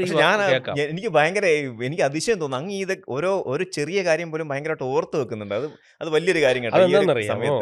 ഞാൻ 16 വയസ്സിൽ പ്രസംഗിക്കാൻ പോകുന്ന തുടങ്ങിയ ആളാണ്. ഇപ്പൊ എനിക്ക് വയസ്സ് 39 ആയി. ഇത്രയും വർഷത്തെ 2 പതിറ്റാണ്ടിനപ്പുറത്തെ അനുഭവങ്ങൾ ഉണ്ട്. ഉം. പിന്നെ അതുകൊണ്ട് തന്നെ ഈ സാധാരണ ആളുകളോട് സംസാരിക്കുമ്പോൾ ഇത് തലയിലിരിക്കുന്നു. ഉം. ഏതെങ്കിലും കാലത്ത് ഓർമ്മിക്കപ്പെടേണ്ടി വരും ഉം. എന്ന് അറിയാവുന്ന പ്രകൃതി ഇത് തലയിൽ വെച്ചിരിക്കുന്നു. അതെ, അത്രയേ അതെ, ഉള്ളൂ. അതെ. അല്ല എൻ്റെ കഴിവ് കൊണ്ടല്ല. ഓക്കെ. അപ്പോൾ അവർ പറഞ്ഞു ഞാനിവിടെ നല്ലപ്പോ ഉം. എന്ന് പറഞ്ഞു. ഞാനിത് കേൾക്കുന്ന എപ്പോഴെന്നറിയാമോ? ഞങ്ങളുടെ നാട്ടിൽ പറയുന്നത് കുഞ്ഞിന് 1 വയസ്സ് തികയുന്നത് മാത്രമാണ് ഇങ്ങനെ പറയുന്നത്. ഉം. നമ്മൾ പറയും അവിടെ ഒന്ന് പോണ്ടേ ഉം. എന്ന് പറയും. അല്ല നമ്മൾ കഴിഞ്ഞ ആഴ്ച പോയില്ല. അങ്ങനെയൊന്നുമല്ല. ആ കൊച്ചിന് നല്ലപ്പോ 1 വയസ്സ് തികയുന്നു. ഉം. നല്ലപ്പോ എന്ന് വെച്ചാൽ ആദ്യമായി അതെ, അതെ, എന്നാണ് അതെ. അതിൻ്റെ അല്ല, അർത്ഥം. ഞാൻ ശരിക്കും കൊല്ലക്കാരനായതുകൊണ്ടും ശാസ്താംകോട്ടം എന്ന് പറയുന്ന ഒരു ഗ്രാമപ്രദേശത്തിലാണ് ഞാൻ വളർന്നുകൊണ്ടും സ്ഥിരമായിട്ട് ഉപയോഗിക്കുന്ന ഒരു വാക്കാണ് ഈ നല്ലപ്പം എന്ന് പറയുന്നത്. അവിടെ നല്ലപ്പോ സ്ഥിരമായിട്ട് എന്ന് വെച്ചാൽ ഉപയോഗിക്കുന്നത് നമ്മൾ അതാണ് കൊല്ലക്കാർ അതിൻ്റെ സ്ഥിരമായിട്ട് ഉപയോഗിക്കുന്ന ഒരു ആദ്യമായിട്ടെന്നുള്ള രീതിയിലാണ് ആ വാക്ക് അതെ, അതെ. ഉപയോഗിക്കുന്നത്. ഇനി ഈ തെക്കോട്ട് പോകുമ്പോൾ ഗർഭിണിയായ സ്ത്രീയെ ഈ പലഹാരങ്ങൾ കൊടുക്കുമല്ലോ. ഉം. ഏക്കള് കൊട, ഉം. വ്യാക്കൂൾ കൊട അതെ. ആണ്. വൈലോപ്പിള്ളിയുടെ ഒരു കവിത തന്നെയുണ്ട് വ്യാക്കൂൾ എന്ന പേരിൽ. അദ്ദേഹത്തിൻ്റെ നാട്ടിൽ അങ്ങനെയാണ് ആ വാക്ക് ഉപയോഗിക്കുന്നത്. ഏക്കൾ കൊട ഉം. എന്ന് വെച്ചാൽ ഈ ആഗ്രഹിക്കുന്നത് അതെ, അതെ, ഭക്ഷണം അതെ. എന്ന അർത്ഥത്തിൽ. ഉം. വടക്കോട്ട് വടക്കൻ തിരുവനന്തപുരത്തിൻ്റെ വടക്ക് ഭാഗത്തേക്ക് പോകുമ്പോൾ അങ്ങനെ ഉം. ആയിരിക്കണമെന്നില്ല. ഉം. ഉം. വേറെ രീതിയായിരിക്കും. അതെ. ഇതുപോലെ ഓരോ വാക്കിനും ഒരു പ്രത്യേകത ഉണ്ട്. ഈ വടക്കുന്ന് ഇങ്ങോട്ട് വരുമ്പോൾ ഇപ്പോൾ വർക്കല കടലാണ്. അതെ. കടലിൽ നിന്ന് ഇങ്ങോട്ട് വരുമ്പോൾ എന്നാൽ കടലിലെ ആ തിരയുടെ സ്വാധീനമല്ല അവർക്കുള്ളത്. അതെ, അതെ. അവരത് ഉം. സ്വാധീനിച്ചിട്ടില്ല. ഉം. അതെന്തുകൊണ്ടാണെന്നറിയാമോ? വർക്കല വളരെ പണ്ട് തന്നെ ഒരു സംസ്കൃതീകൃതമായ ഉം. സ്ഥലമായിരുന്നു. എന്നാൽ വർക്കലയുടെ അപ്പുറത്തുള്ള വക്കം എന്ന് പറയുന്ന സ്ഥലമുണ്ട്. ഉം. അതൊരു തുരുത്താണ്. ഉം. വക്കത്തിനകത്തുള്ള വക്കം എന്ന സ്ഥലത്ത് ജനിച്ചു വളരാത്ത ഒരുത്തനും ഉം. അതിനകത്തെ വഴി തങ്ങളിൽ തിരിച്ചറിയാൻ ഉം. പറ്റൂല. ഉം. വെളിയിൽ നിന്ന് ഒരുത്തൻ വക്കത്ത് ചെന്ന് പെട്ടാൽ ഉം. അവൻ അവിടെ പെട്ടുപോകും. അതെ. കാരണം ഏത് വഴിയെ പോയാലും ആ വഴി അടയ്ക്കാൻ അവിടുത്തെ അറിയാം. അവിടെ നിന്ന് ഒരുത്തനെ അടിച്ചിട്ട് അവൻ രക്ഷപ്പെടാൻ പറ്റൂല. അതെ. കാരണം എല്ലാ സ്ഥലങ്ങളിലും അവിടെ ആൾ നിൽക്കും. ഏ അതെ. എന്നാ പൂട്ടും അല്ലേ? പൂട്ടി. എന്നാൽ എനിക്കിപ്പോൾ ചാക്കയെന്ന് ഒരുത്തനെ അടിച്ചിട്ട് സൂപ്പർ ആയിട്ട് ആണെങ്കിൽ നേരിങ്ങനെ പോവാം. അതെ. ഏത് വഴി വേണമെങ്കിലും ഇറങ്ങി ഏത് വഴി എസ്കാം. പോവാം. ആ. പക്ഷെ വക്കത്ത് അങ്ങനെ പറ്റില്ല. ഉം. അതൊരു തുരുത്ത്. ആ ഭാഷ അവിടുത്തെ ഒരു പ്രത്യേക തരം കൾച്ചറിൽ നിന്ന് വരുന്നൊരു ഭാഷ അവർക്ക് സ്വന്തമായി ഉണ്ട്. ഉം. എന്നാൽ വർക്കലയിൽ എന്ന് വെച്ചാൽ ഇപ്പോൾ ശ്രീനാരായണ ഗുരുവിൻ്റെ സ്വാധീനം, അതെ. അതുപോലുള്ള സംസ്കൃതവും ആയുർവേദവും ഒക്കെ കലർന്ന വിദ്യാഭ്യാസപരമായൊരു ഉയർച്ച ഉം. ഉണ്ടായിരിക്കാം ഉം. ഒരു ഭാഗത്ത്. അതുപോലെ തന്നെ ഈ കറങ്ങി വരുന്ന ചിറയൻകീഴ്, അതെ. ചിറയൻകീഴ് ശാർക്കര ക്ഷേത്രം, ഉം. അതിൻ്റെ ഒരു കൾച്ചർ, ഉം. അതിൻ്റെ ഉത്സവങ്ങൾ. ഇപ്പുറത്തെ സൈഡ് ഈ പനേറ എന്ന് പറയുന്ന ഉം. സ്ഥലം, തൃപ്പോരിട്ടക്കാവ് എന്ന് പറയുന്ന സ്ഥലം, കളരി വിദ്യാഭ്യാസം, അവിടുന്ന് അവിടെ എങ്ങനെ. പിന്നെ ഇങ്ങോട്ട് വരുമ്പോൾ ഈ ഗാന സംസ്കാരം വരുന്നത്. ഗേയ സംസ്കാരം എന്ന് അതെ. പറയും. ഗീത സംസ്കാരം വരുന്ന ഇങ്ങോട്ടാണ്. ഇങ്ങോട്ട് വരുമ്പോഴാണ് ഈ പാട്ടുകളിലൂടെയുള്ള സംഗീതാത്മകമാണ് തിരുവനന്തപുരത്തെ ഭാഷ. അതെ. അല്ലേ? ഉം. മെനിഞ്ഞാന്ന് അവിടെ പോയപ്പോൾ അവരവിടെ ഇല്ലായിരുന്നു കേട്ടാ ഉം. എന്ന് പറയും. അതെ. ഇങ്ങനൊരു രീതിയാണ്. അതെ. എന്നാൽ തൃശ്ശൂർ അങ്ങനെയല്ല. ഉം. തൃശ്ശൂർ ഭാഷയെ സ്വാധീനിച്ചിരിക്കുന്ന പ്രധാനപ്പെട്ട ഘടകം ഇലഞ്ഞിത്തറ മേളമാണ്. അതെ. ഏറ്റവും ഗംഭീരനായ വാദകനെ കൊണ്ടേ അത് കൊട്ടിക്കുള്ളൂ. ഉം. ഉം. മട്ടന്നൂർ ശങ്കരൻകുട്ടി സാറിനെ അതെ. പോലെ, പെരുവനം കുട്ടന്മാരായ സാറിനെ പോലുള്ള ആളെ കൊണ്ടേ കൊട്ടിക്കുള്ളൂ. കാരണം അവരുടെ ആ ഹാങ് ഓവറിൽ നിൽക്കണം. മനസ്സിലായി. അതുകൊണ്ട് അവർ ഈ താളത്തിന് വല്ലാത്ത വേഗത. അതെ. ഇന്നസെന്റിന്റെ ഭാഷയുടെ ഒരു പ്രത്യേകത അത് എന്താണ്, വളരെ വേഗത്തിൽ അത് പറയും. ഉം. അദ്ദേഹം പറയും. പിന്നെ അദ്ദേഹം സ്വരം അയക്കുമ്പോഴും അതെ. ആ ശ്രദ്ധ കണക്കാക്കാറുണ്ട്. നമ്മൾ കാണാറുണ്ട്. ഉം. കാണുമ്പോൾ നമുക്കത് ഫീൽ ചെയ്യാറുണ്ട്. ഉം. വളരെ വേഗതയാണ്. മാത്രമല്ല അവർ സാധാരണ ഉപയോഗിക്കുന്ന ചില വാക്കുകളുണ്ട്. ഉം. ഇപ്പോൾ ഇപ്പം നമ്മൾ പറയില്ലേ, ഈ സാധാരണ എന്ത് പറയുമ്പോഴും ഉപയോഗിക്കുന്ന ചില വാക്കുകളുണ്ട്. അതിനവർ ഉപയോഗിക്കുന്ന തേങ്ങ എന്ന വാക്ക്. അതെ, അതെ. തേങ്ങ. എന്തൊട്ട് തേങ്ങ. അതെ, അതെ. എന്നാൽ അവർ നമ്മളിവിടെ തേങ്ങ എന്ന് പറഞ്ഞ സാധനത്തിന് അവർ പറയുന്ന നാളികേരം എന്ന്. അതെ, നാളികേരം. ഞാൻ കറക്റ്റ്. തൃശ്ശൂർ വെച്ച് രസകരമായൊരു കാര്യം കേട്ടിട്ടുണ്ട്. 2011 ഉം. കേട്ടത്. ഉം. ഒരാളിങ്ങനെ, ഞാൻ തൃശ്ശൂർ ബസ് കാത്ത് നിൽക്കുന്നു, ഒരാളിങ്ങനെ ഒരു സാധനം പൊതിഞ്ഞു കൊണ്ടുപോകുന്നു. ഉം. അപ്പം മറ്റവൻ ചോദിക്കുകയാണ്, പൊതിഞ്ഞ് കൊണ്ടുപോകുന്നല്ലോ എന്താടാ കയ്യിൽ എന്ന് ചോദിച്ചു. അപ്പം മിണ്ടിയില്ല. അപ്പോൾ ഒരെണ്ണം ഇങ്ങനെ വെളിയിലെടുത്തു. വെളിയിൽ ഇങ്ങനെ കാണിച്ചു. എന്തൊട്ട് തേങ്ങടാ നിന്റെ കയ്യിൽ നാളികേരോ. എന്നെ ഏറ്റവും കൂടുതൽ ചിരിപ്പിച്ച അതെ, അതെ, രംഗമായിരുന്നു. അതെ. എന്തൊട്ട് തേങ്ങടാ നിന്റെ കയ്യിൽ നാളികേരോ എന്നാണ്. അതാണ് പ്രത്യേകത. നമ്മുടെ നാട്ടിലാണെങ്കിൽ ഒരിക്കലും ഇത് അതെ, കേൾക്കാൻ കേൾക്കുന്നില്ല. സാധ്യതയുള്ളത് ശരിയാണ്. വളരെ സാധനമല്ല. കറക്റ്റാ. രസകരം. അത് അത് നമുക്ക് ശരിക്കും ഈ ചില സ്ഥലത്തെ ഭാഷകൾ കേൾക്കുമ്പോൾ നമുക്കിങ്ങനെ ഭയങ്കര കൗതുകം തോന്നാറുണ്ട് ഇത്തരത്തില്. ഉം, ഉം. അത് ഈ തിരുവനന്തപുരത്തും ഈ പറഞ്ഞ പോലെ എനിക്കങ്ങനെ തിരുവനന്തപുരത്തും കൊല്ലത്തും ഒക്കെ പലർക്കും അത് പുറത്തുനിന്ന് വരുന്ന ഒരാൾക്ക് ഒരുപക്ഷേ അത് കേൾക്കുമ്പോൾ ഭയങ്കര കൗതുകമായിട്ട് തോന്നാറുണ്ട്. തിരുവനന്തപുരത്തെ പല ഭാഷകളുടെയും അർത്ഥം അറിയാത്തുണ്ട്. ഇപ്പോൾ ONV സാർ ഒരിക്കൽ എന്നോട് ഒരു കാര്യം പറഞ്ഞിട്ടുണ്ട്. സാറിന് ജോലി കിട്ടി, സാറ് വടക്ക് പോകുന്ന സമയത്ത് ഈ CV രാമപിള്ളയുടെ മാർത്താണ്ഡവർമ്മ അതെ. പഠിപ്പിക്കുക. MN വിജയ മാഷ് തിരുവനന്തപുരത്തേക്ക് ജോലി കിട്ടി വരുന്നു. MN വിജയ മാഷ് ഈ ഭാഷ ഇവിടെ പഠിപ്പിക്കുന്നു. പിള്ളേർ ചിരിക്കുന്നു. അവിടെ ONV സാർ പഠിപ്പിക്കുന്നു, പിള്ളേർ ചിരിക്കുന്നു. സത്യത്തിൽ അതിൻ്റെ ചരിത്രം ആദ്യം പറഞ്ഞു കൊടുക്കുകയാണ് ഇവർ രണ്ടുപേരും ചെയ്തത്. ഇവർ രണ്ടുപേരും മലയാളത്തിൻ്റെ മഹാമനീഷികളായ പ്രതിഭകളാണ്. MN വിജയൻ സാറ് കുറച്ചുകൂടി ധൈഷണികമായി കാര്യങ്ങളെ അസസ് ചെയ്യുന്ന ആളും കൂടിയാണ്. ഇവർ രണ്ടുപേരും ചെയ്തത് ഈ ചരിത്രം മുഴുവൻ ആദ്യം കുട്ടികൾക്ക് പറഞ്ഞു കൊടുത്തു. എന്തുകൊണ്ട് ഈ ഭാഷ വന്നു, എന്തുകൊണ്ട് CV ഇത് ഉപയോഗിച്ചു. ത്രിപുരസുന്ദരി കുഞ്ഞമ്മയുടെ ഭാഷ അല്ല സുന്ദരയ്യൻ സംസാരിക്കുന്നത്, അതല്ല പെരിഞ്ചക്കോട സംസാരിക്കുന്നത്, അതല്ല പിന്നെ ചന്ദ്രക്കാരൻ സംസാരിക്കുന്നത്. എങ്ങനെയാണ് ഈ വ്യത്യാസം വന്നത്? 4 താലൂക്കിൻ്റെ വ്യത്യാസമാണ്. കൽക്കുളം, വിളവങ്കോട്, അഗസ്തീശ്വരം, കന്യാകുമാരി, തോവാള. കന്യാകുമാരി അല്ല, തോവാള. ഈ 4 താലൂക്കിൻ്റെതായൊരു ഭാഷയുണ്ട്. പിന്നെ CV രാമപിള്ള കരമന ആണ്ടിയിറക്കത്തിൽ താമസിച്ചിരുന്ന സമയത്തുള്ള മാത്രമല്ല അദ്ദേഹം തിരുവനന്തപുരത്ത് ഗവൺമെൻറ് പ്രസ് ജോലി ചെയ്ത കാലത്തുള്ള നഗരത്തിൻ്റെ ഭാഷയുണ്ട്, രാജഭാഷയുണ്ട്. ഇപ്പോൾ അദ്ദേഹം രാജാക്കന്മാരുടെ കഥയാണ് പറഞ്ഞതെന്ന് പലരും പറയുമെങ്കിലും അതിനെതിരെ ഉള്ള ശബ്ദമാണ് അതിൽ നിന്ന് കേൾക്കുന്നത് മുഴുവൻ. അതാണ് എൻ്റെ ഏറ്റവും വലിയ പ്രത്യേകത. ഈ പറയുന്ന ലാംഗ്വേജൊക്കെ അതിനിപ്പോൾ കഴുകയറ്റം തുറകയറ്റം കഴിഞ്ഞ് നമുക്ക് എന്തൊരു കുറവെന്നടാ എന്നാണ് ത്രിപുരസുന്ദരി കുഞ്ഞമ്മ ചോദിക്കുന്നത്. അരത്തമ്മയുള്ള തങ്കച്ചിയുടെ ഭാഷ, ഈ രാജാ കേശവദാസൻ്റെ കേശവപിള്ളയുടെ ഭാഷയുണ്ട്. ഇങ്ങനെയുള്ള ചില പ്രത്യേകതകളുണ്ട്. അവർ ഒരു വരിയിൽ നിന്ന് തന്നെ അവരുടെ ഒരു കൾച്ചർ മുഴുവൻ മനസ്സിലാക്കും, കപ്പാസിറ്റി മനസ്സിലാക്കാൻ പറ്റും. അത് CVക്ക് കിട്ടിയത് മഹാഭാരതത്തിനാണ് കേട്ടോ. മഹാഭാരതത്തിൽ ഈ അതുകൂടെ ഇപ്പോൾ പറഞ്ഞു, അല്ലെങ്കിൽ ഞാനത് മറന്നു. മഹാഭാരതത്തിൽ രസകരമായ സംഭവമുണ്ട്. ആയോധന വിദ്യ പഠിച്ചിട്ട് പിന്നെ പരശുരാമൻ്റെ മടിയിൽ കിടന്ന് ഉറങ്ങാണ് കർണൻ്റെ. അപ്പോൾ ദേവേന്ദ്രൻ വണ്ടിൻ്റെ രൂപത്തിൽ ഒന്ന് തുളയ്ക്കുകയാണ്. ഇതൊരു ശാപം വാങ്ങിച്ചു കൊടുക്കണമല്ലോ. ഇതിങ്ങനെ തുളച്ച് രക്തം വാർന്ന് ഒഴുകി ഇതിൻ്റെ നനവ് തട്ടി ഇദ്ദേഹം എണീറ്റ് നോക്കുമ്പോൾ ഇദ്ദേഹം പറയുന്നൊരു വാക്കുണ്ട്, ബ്രാഹ്മണൻ എന്ന് പറഞ്ഞിട്ടാണ് നിനക്ക് ഞാൻ വിദ്യ പറഞ്ഞത്, നീ ബ്രാഹ്മണനല്ല. ഈ ഒരൊറ്റ രംഗത്തിൽ നിന്ന് അദ്ദേഹത്തിൻ്റെ കപ്പാസിറ്റി, ബ്രാഹ്മണന് ഈ കപ്പാസിറ്റി ഇല്ല. ബ്രാഹ്മണന് വേദന സഹിക്കാൻ പറ്റില്ല. നീ ശൂദ്രനോ ക്ഷത്രിയനോ ആവാം. കാരണം ഈ പണി ചെയ്ത് ശീലമുള്ള ശരീരത്തിനെ ആ വേദന താങ്ങാൻ പറ്റും. ആണ് എൻ്റെ പ്രത്യേകത. ഈ കൂലിപ്പണിക്ക് പോകുന്നവൻ, അതായത് ഈ തടിപ്പണിക്ക് പോകുന്നവൻ പെൻസിൽ ഇഞ്ചക്ഷൻ എടുക്കുമ്പോൾ ചിലപ്പോൾ മരുന്ന് തിരിച്ചു വരും. അങ്ങനെയാണ് അവൻ്റെ മസിൽ. അതുപോലെയല്ല, നമുക്ക് സൂചി കാണുമ്പോഴേ പേടിയാണ്. ആ ഒരൊറ്റ സന്ദർഭത്തിൽ നിന്ന് ഒരു കാസ്റ്റിൻ്റെ കപ്പാസിറ്റിയെ കുറിച്ചാണ് സംസാരിക്കുന്നത്, വ്യാസൻ സംസാരിക്കുന്നത്. CVക്ക് ഈ ടാലൻസ് ഇവിടുന്ന് കിട്ടിയത്. CV വളരെ സൂക്ഷിച്ച് ഒരു കഥാപാത്രത്തിൻ്റെ കപ്പാസിറ്റിയെ കുറിച്ച് പറയുള്ളൂ. സുന്ദരയ്യൻ പറഞ്ഞിട്ടുണ്ട്, അയ്യേ അത് പൊട്ട ചവം എന്നൊരു ഭാഷ ഉപയോഗിക്കും.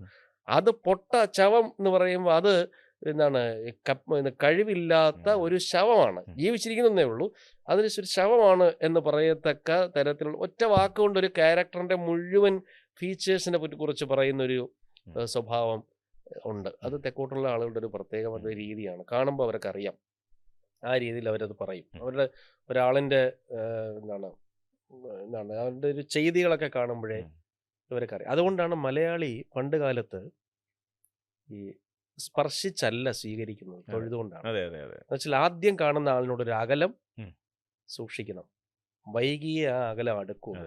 ഇംഗ്ലീഷുകാരൻ അങ്ങനെയല്ല. ഇംഗ്ലീഷുകാരൻ ഇവിടെ വന്നിട്ട് സാമൂതിരിക്ക് കൈ കൊടുത്തിട്ട് പറയുന്നത് എന്താണെന്ന് അറിയാമോ? യു ആർ വെറ്റ് ഹാൻഡ് എന്നാണ് പറയുന്നത്. സാമൂതിരിക്ക് എന്തിനാ ഇംഗ്ലീഷുകാരൻ കൈ കൊടുക്കുന്നത്? പറ്റിക്കാൻ പറ്റുമോ? ഷേക്സ്പിയറിന്റെ കഥാപാത്രം പറയുന്നതാണ് വെറ്റ് ഹാൻഡ് എന്ന്, അല്ലേ? യു ആർ വെറ്റ് ഹാൻഡ് എന്ന് വെച്ചാൽ എളുപ്പത്തിൽ പറ്റിക്കാൻ പറ്റും. അതുകൊണ്ട് സാമൂതിരി ഇവിടെ ഒന്നും അങ്ങനെ പറഞ്ഞില്ല, സാമൂതിരിയോട് പറഞ്ഞില്ല, ഇങ്ങനെ കൈ കൊടുത്ത് സ്വീകരിച്ചു. അപ്പോൾ ഇംഗ്ലീഷുകാരന് മനസ്സിലായി, നനഞ്ഞ കൈയുള്ളവന് പെട്ടെന്ന് പറ്റിക്കാം. അതിനാണ് അവർ ഈ ഷേക്ക് ഹാൻഡ് എന്ന സാധനം കൊണ്ടുവന്നത്. വിജയലക്ഷ്മി കവിതയെ പറഞ്ഞിട്ടുണ്ട്. സമവാക്യങ്ങൾ എന്ന കവിതയിലാണെന്ന് തോന്നുന്നു പറഞ്ഞിട്ടുള്ളത്.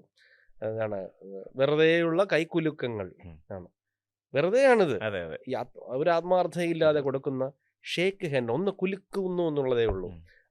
അത് സ്പർശിക്കുന്നില്ല. ആണ് ഏറ്റവും വലിയൊരു പ്രത്യേകത. ഈ പിന്നെ നമ്മുടെ ഭാഷ ഈ ശൈലികൾ എന്ന് പറയുമ്പോഴത്തേനും ഈ മൺമറഞ്ഞു പോയ കുറേ ആൾക്കാർ, കുറേ നല്ല ആൾക്കാർ, കുറേ നല്ല മനുഷ്യർ നമുക്ക് ഒരു ഭാഷാ ശൈലി നമുക്ക് രൂപപ്പെടുത്തി തന്നിട്ടുണ്ടായിരുന്നു. അത് നമ്മൾ അവർ സംസാരിക്കുമ്പോൾ, നമ്മുടെ മുമ്പിൽ വന്ന് ഒരാൾ സംസാരിക്കുമ്പോൾ നമുക്ക് മനസ്സിലാവും നിങ്ങൾ ഈ നാട്ടുകാരനല്ലേ എന്ന് നമ്മൾ കൃത്യമായിട്ട് അവരുടെ അടുത്ത് ചോദിക്കും. പത്തനംതിട്ടക്കാരനാണോ അല്ലെങ്കിൽ കൊല്ലക്കാരനാണോ, നിങ്ങൾ തിരുവനന്തപുരത്തുകാരനാണോ എന്ന് നമുക്ക് കൃത്യമായിട്ട് അവരെ മനസ്സിലാക്കാൻ പറ്റും. പക്ഷേ ഇന്ന് ഈ നമ്മൾ പുതിയ കാലത്ത് വന്ന് നിൽക്കുമ്പോൾ, പുതിയ ജനറേഷനായി അല്ലെങ്കിൽ ഒരു അന്നത്തെ കുട്ടികൾ, അങ്ങ് പറഞ്ഞ പോലുള്ള കുറച്ച് വർഷം 30-20 വർഷം മുമ്പുള്ള കുട്ടികൾ ഇന്ന് മുതിർന്നവരായി. ഇവരുടെ അടുത്തൊക്കെ നമുക്ക് സംസാരിക്കുമ്പോൾ നമുക്ക് അവരോട് കൃത്യമായിട്ട് ചോദിക്കേണ്ടി വരികയാണ്, നിങ്ങൾ എവിടുത്തുകാരാണ്, നിങ്ങൾ എവിടെ ഉള്ളവരാണ്. ഇപ്പം നമ്മുടെ അടുത്ത് തന്നെ ചോദിക്കും പലരും, നിങ്ങൾ എവിടുത്തുകാരാണ്, തിരുവനന്തപുരത്തുകാരല്ലേ, നിങ്ങൾ എവിടെ താമസിക്കുന്നത്. അതെന്തുകൊണ്ടായിരിക്കും ആ ഒരു മനസ്സിലാവാത്ത രീതിയിൽ ഭാഷ ഇങ്ങനെ വൈവിധ്യപ്പെട്ടു പോയത്? മീൻസ് വൈവിധ്യമാർന്ന ഭാഷ ഇങ്ങനെ ഏകീകരിക്കപ്പെട്ടു പോയത് എന്തുകൊണ്ടായിരിക്കും? ഇന്നത്തെ മലയാളി ഏറ്റവും കൂടുതൽ സംസാരിക്കുന്നത് അപരിചിതരോടാണ്, അല്ലേ? അതെ. പരിചയമുള്ളവർ സംസാരിക്കുമ്പോൾ നേരത്തെ പറഞ്ഞില്ല, എന്താണ് വരുമ്പോഴത്തേന് പോകുമ്പോഴത്തേന് എന്നൊക്കെ പറഞ്ഞില്ല, ഇന് വരും. പരിചയക്കാരോട് സംസാരിക്കുമ്പോൾ, നമ്മുടെ തന്നെ ഭാഷയിലുള്ള ആളോട് സംസാരിക്കുമ്പോൾ നമുക്ക് ആ ഒരു അടുപ്പം ഉണ്ടാകും. എന്നാൽ ഇപ്പൊ അങ്ങനെയല്ല. ഇപ്പൊ നമുക്ക് റെയിൽവേ സ്റ്റേഷനിൽ നിൽക്കുന്നു, നമ്മള് പിന്നെ ചോദിക്കുന്നത് എന്താ, പരശുരാം എക്സ്പ്രസ് എപ്പോഴും വരും എന്നല്ലേ ചോദിക്കുന്നത്. പരശുരാം എപ്പോഴാ ചോദിക്കും, അല്ലേ? അത് കഴിഞ്ഞുള്ള വണ്ടി ഏതാ ചോദിക്കും. അത് അവിടെ ഇരിക്കുന്നവനും അങ്ങനെ ചോദിക്കും. അതെ, അത്രേ ഉള്ളൂ. ശരിയാണ്, ആണ് എൻ്റെ പ്രത്യേകത. ഇനി മലയാളിയുടെ മാത്രം ഒരു പ്രത്യേകതയുണ്ട്. മലയാളിയോട് ആരാണോ സംസാരിക്കുന്നത് അവരുടെ ഭാഷയിലാണ് മലയാളി സംസാരിക്കുന്നത്. ഹിന്ദിക്കാരെ അങ്ങനെയല്ല. അവനോട് ആരാണോ സംസാരിക്കുന്നത് അവനെ ഇവന്റെ ഭാഷയിലേക്ക് കൊണ്ടുവരും. ശരിയാണ്, മനസ്സിലായി? മലയാളി നോർത്ത് ഇന്ത്യയിലെ പെണ്ണുങ്ങൾ തറയിലിട്ട് വിൽക്കുന്ന ഇതുണ്ടല്ലോ, കയ്യിൽ കിട്ടുന്നതും മാലകൾ ഏകദിനെ അല്ലേ, അങ്ങനെ ചോദിക്കുള്ളൂ. എന്നാൽ ഹിന്ദിക്കാരൻ പിന്നെ വന്നിട്ട് അങ്ങനെയല്ല, ക്യാച്ചായി എന്ന് ചോദിക്കും. അപ്പൊ നമ്മൾ പറയും ദോ ചപ്പാത്തി എന്ന് പറയും, അല്ലേ? അങ്ങനെയല്ലേ? നമ്മൾ അവരുടെ ഭാഷയിലേക്ക് മാറാൻ ഏറ്റവും മലയാളത്തിന് അങ്ങനെ പ്രത്യേകത. എന്തുകൊണ്ടാണ്, ഞാൻ ആലോചിച്ചൊരു സംഭവമാണ്, എന്തുകൊണ്ടായിരിക്കും ഈ മലയാളത്തിലെ ഭാഷകൾ, തമിഴിലെ, മലയാളത്തിലെ, കന്നഡയിലെയൊക്കെ ഭാഷ വളഞ്ഞ ഭാഷ, വട്ടെഴുത്തിലുള്ള ഭാഷ, വട്ടത്തിലുള്ള ഭാഷ. എന്നാൽ ഹിന്ദി അങ്ങനെയല്ല, എഴുതിയിട്ട് മോളിൽ കൂടെ ആശ കെട്ടി കൊടുക്കുന്ന ഒരു വരയൊക്കെ ഉണ്ട്. എന്തുകൊണ്ടായിരിക്കും ഇങ്ങനെ വന്നെന്ന് ആലോചിച്ചിട്ടുണ്ടോ? ഇല്ല. എന്തുകൊണ്ടായിരിക്കും എന്നറിയാമോ? തെക്കേ ഇന്ത്യയിലെ ഭാഷകൾ എഴുതി വയ്ക്കാൻ സൂക്ഷിച്ചിരുന്ന സാധനം പനയോലയാണ്. പനയോലയുടെ പ്രത്യേകത, എഴുതിയിട്ട് മുകളിൽ വരയിട്ട് കൊടുത്ത ഈ പനയോല നാരായത്തിൽ മുറിഞ്ഞ് കീറിപ്പോവും. അതുകൊണ്ട് മുകളിൽ വരയുടെ ആവശ്യമില്ല. ഇതിങ്ങനെ വട്ടത്തിൽ എഴുതി എഴുതി എഴുതി എഴുതി ഒരു വാക്ക് കഴിഞ്ഞ് അടുത്ത വാക്ക്. അതാണ് പഴയ അമ്മച്ചിമാർ പറയും, മക്കളെ ഉരുട്ടി എഴുതണേ എന്ന് പറയും.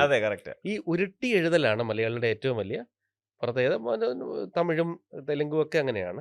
അവരിങ്ങനെ ഓരോ വാക്ക് എഴുതി എഴുതി എഴുതിയാണ് അതിൻ്റെ വര കൃത്യമാക്കുന്നത്. താളിയോല അല്ലെങ്കിൽ പനയോലയാണ്, അത് കീറിപ്പോവും.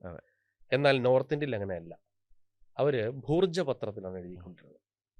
ഭൂർജപത്രത്തിൻ്റെ പ്രത്യേകത, അത് ഈ വട്ടത്തിൽ എഴുതിയ വരി ശരിയാവില്ല. അതുകൊണ്ട് അവർ എഴുതിയതിന് ശേഷം മുകളിൽ ഒരു വരയിടും. അടുത്ത വാക്കിൽ വരയിടുമ്പോൾ ഈ വരയോട് ചേർന്ന് വളരെ കൃത്യമായിട്ട് അളവ് കൃത്യമായിട്ട് വരയിട്ട് പോകും. ഈ ഭൂർജപത്രം ഞാൻ തിരുവനന്തപുരത്തൊരു വീട്ടിൽ കണ്ടിട്ടുണ്ട്.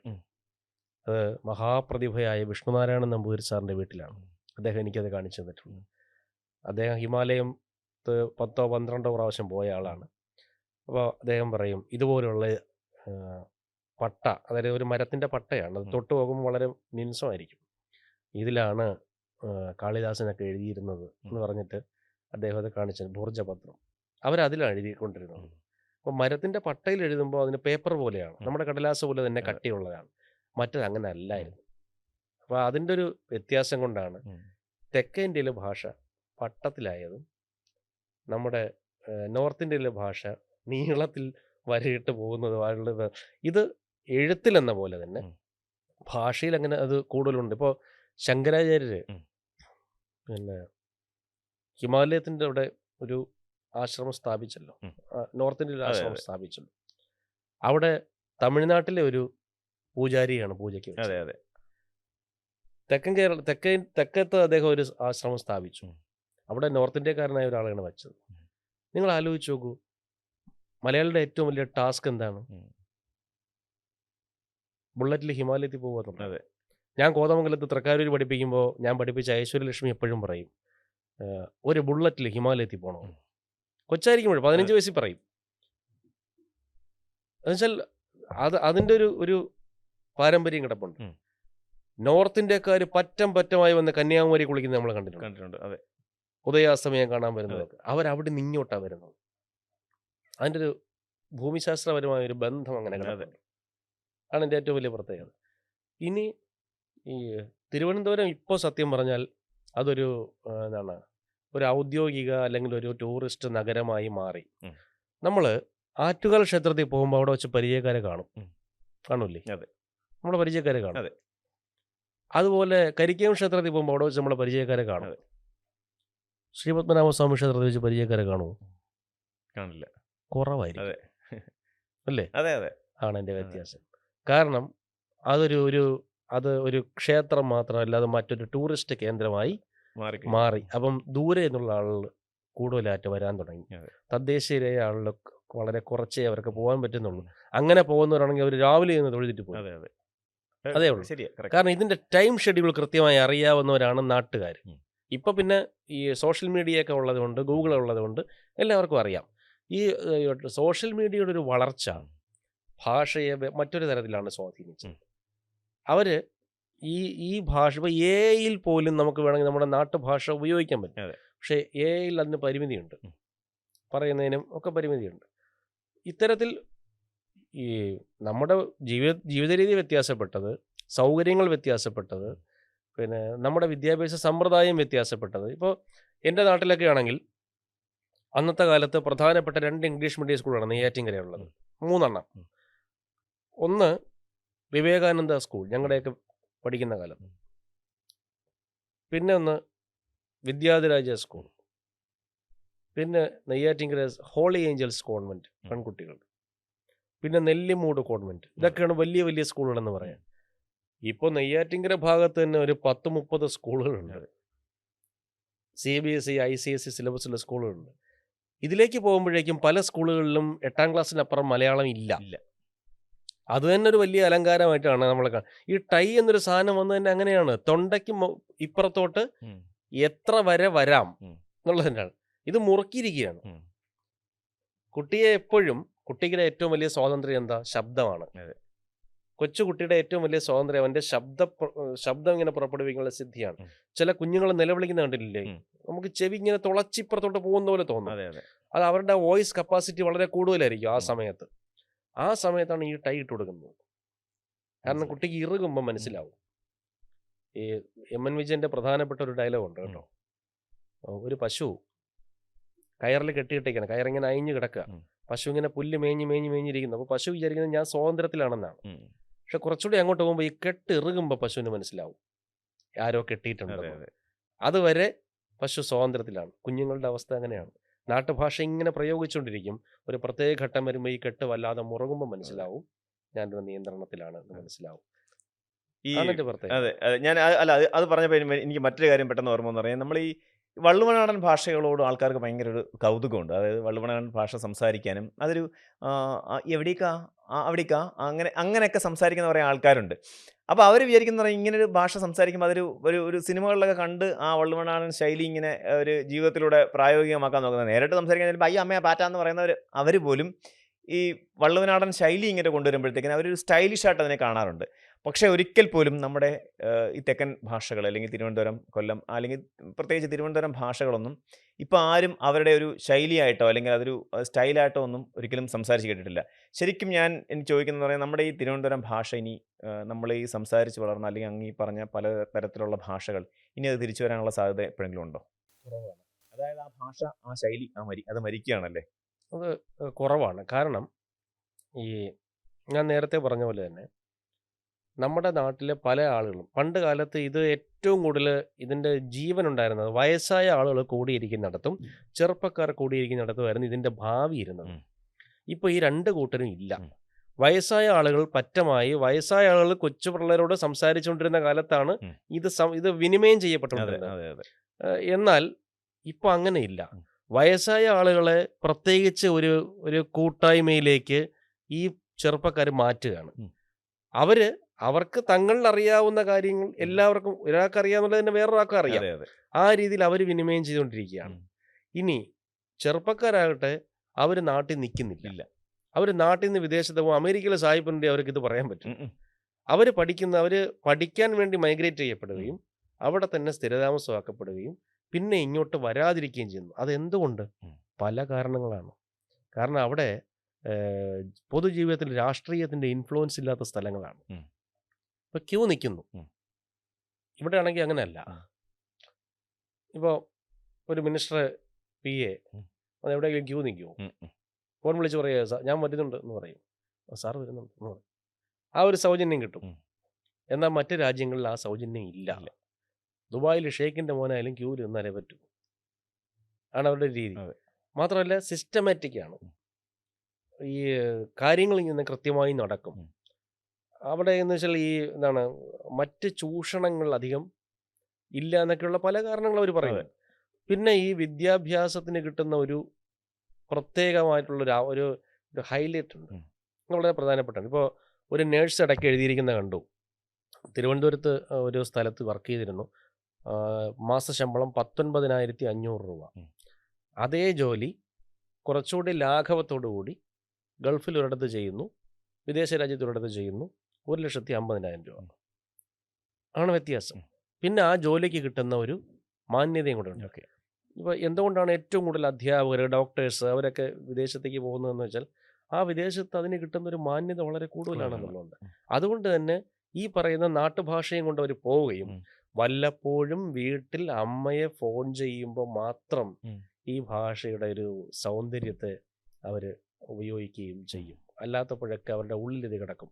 ബോംബെയിൽ ഞാൻ പ്രസംഗിക്കാൻ പോകുമ്പോൾ ഒരാളെന്നോട് ചോദിച്ചാണ്, സാർ ഇവിടെ വന്ന് നിൽക്കുമ്പോഴും നമ്മളെ ഭാഷ തന്നെയല്ലേ പറയുന്നതെന്ന് ചോദിച്ചു. എന്നോട് ഈ രീതിയിൽ അതെ, ചോദിച്ചു. അദ്ദേഹം പാറശാല ഭാഗത്തോടെയുള്ള ആളാണ്. നമ്മളെ നാട്ടിൽ ഭാഷ തന്നെയല്ലേ സാർ ഇവിടെയും പറയുന്നത് എന്ന് ചോദിച്ചു. ഞാൻ പറഞ്ഞത് ഇപ്പോൾ ബോംബെയിൽ വരുമ്പോൾ എൻ്റെ അമ്മയുടെ പേര് നിർമ്മല ദേവി എന്ന് മാറ്റി ജയാ ബച്ചൻ എന്നിടാൻ പറ്റൂലല്ലോ എന്ന് പറഞ്ഞു.